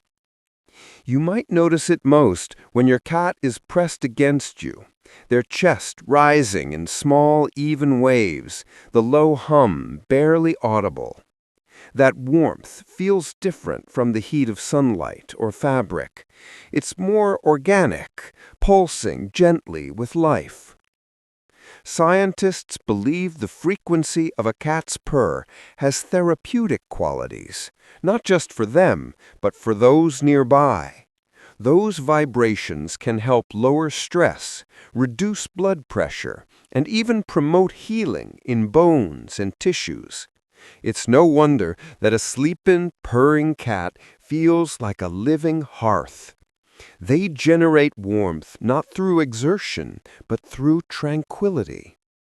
The more peaceful they become, the warmer the world around them feels. In that way, the cat's body turns calm into energy, serenity transformed into touch. There's something quietly magical about it. While we chase comfort through movement, they create it through stillness. A cat at rest hums with the smallest possible effort, turning breath into warmth and vibration into presence. It's their way of filling the silence, not with noise, but with peace that can be felt. So the next time your cat sleeps against you, listen closely. You'll hear a sound softer than breathing. Feel warmth that seems to glow from beneath the fur. That's the music of rest, tiny waves of life rolling through the air between you. It's not fire, and it's not sunlight. It's something gentler, a warmth made of peace itself. In the quiet of night, when the world has fallen completely still, you might hear it, a soft sound, lighter than a sigh, coming from the cat sleeping nearby. Not a meow, not quite a purr, but a faint, fluttering chirp. It lasts only a second or two, delicate as a whisper, and then fades into the steady rhythm of breath. These tiny sounds often escape during dreaming, and they're as gentle and mysterious as the dreams themselves. When cats drift into REM sleep, the stage of deepest dreaming, their bodies relax almost completely. The muscles rest, the paws twitch, the eyes move beneath closed lids. Yet deep in the brain, electrical patterns surge with life, the same patterns seen when they're awake and alert. This is when cats relive fragments of the day, stalking, playing, running, purring. Sometimes those internal adventures spill over, producing faint vocalizations, chirps or trills or murmurs. To scientists, these sounds are the feline version of infant dream murmurs, soft, instinctive noises that happen when the mind explores feelings too simple or gentle for words. They're not cries or calls, but echoes of motion and emotion. The cat might be dreaming of chasing a toy, greeting you at the door, or dozing in the sun. The tiny chirp is the sound of memory turning into motion, sound turned into comfort. The phenomenon has a scientific beauty, but an emotional one too. A cat that murmurs in sleep feels utterly safe, safe enough to let its mind wander, its body loosen, its voice drift freely into sound. In the wild, such vulnerability would be rare. Here, it's a sign of trust, a creature so at peace in its surroundings that it hums to itself in dreams. You might notice their whiskers flick, paws curl slightly, or tail quiver faintly. For a few moments, they seem to live somewhere else entirely, inside a private world woven from memory and warmth. Then, as quickly as it began, the sound stopped. The breathing deepens again, and silence returns, a silence so soft it feels sacred.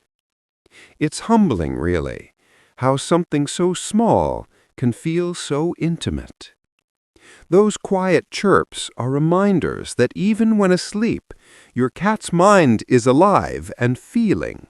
It dreams not in words or images like we do, but in movement, rhythm, and sound, the language of emotion at its simplest. So the next time your cat murmurs in its sleep, resist the urge to wake it. Just listen. Somewhere in that soft sound, you can hear what peace truly feels like. Life resting without fear. Comfort humming in its most delicate form. Because even in dreams, cats find a way to speak, not through words, but through whispers of joy.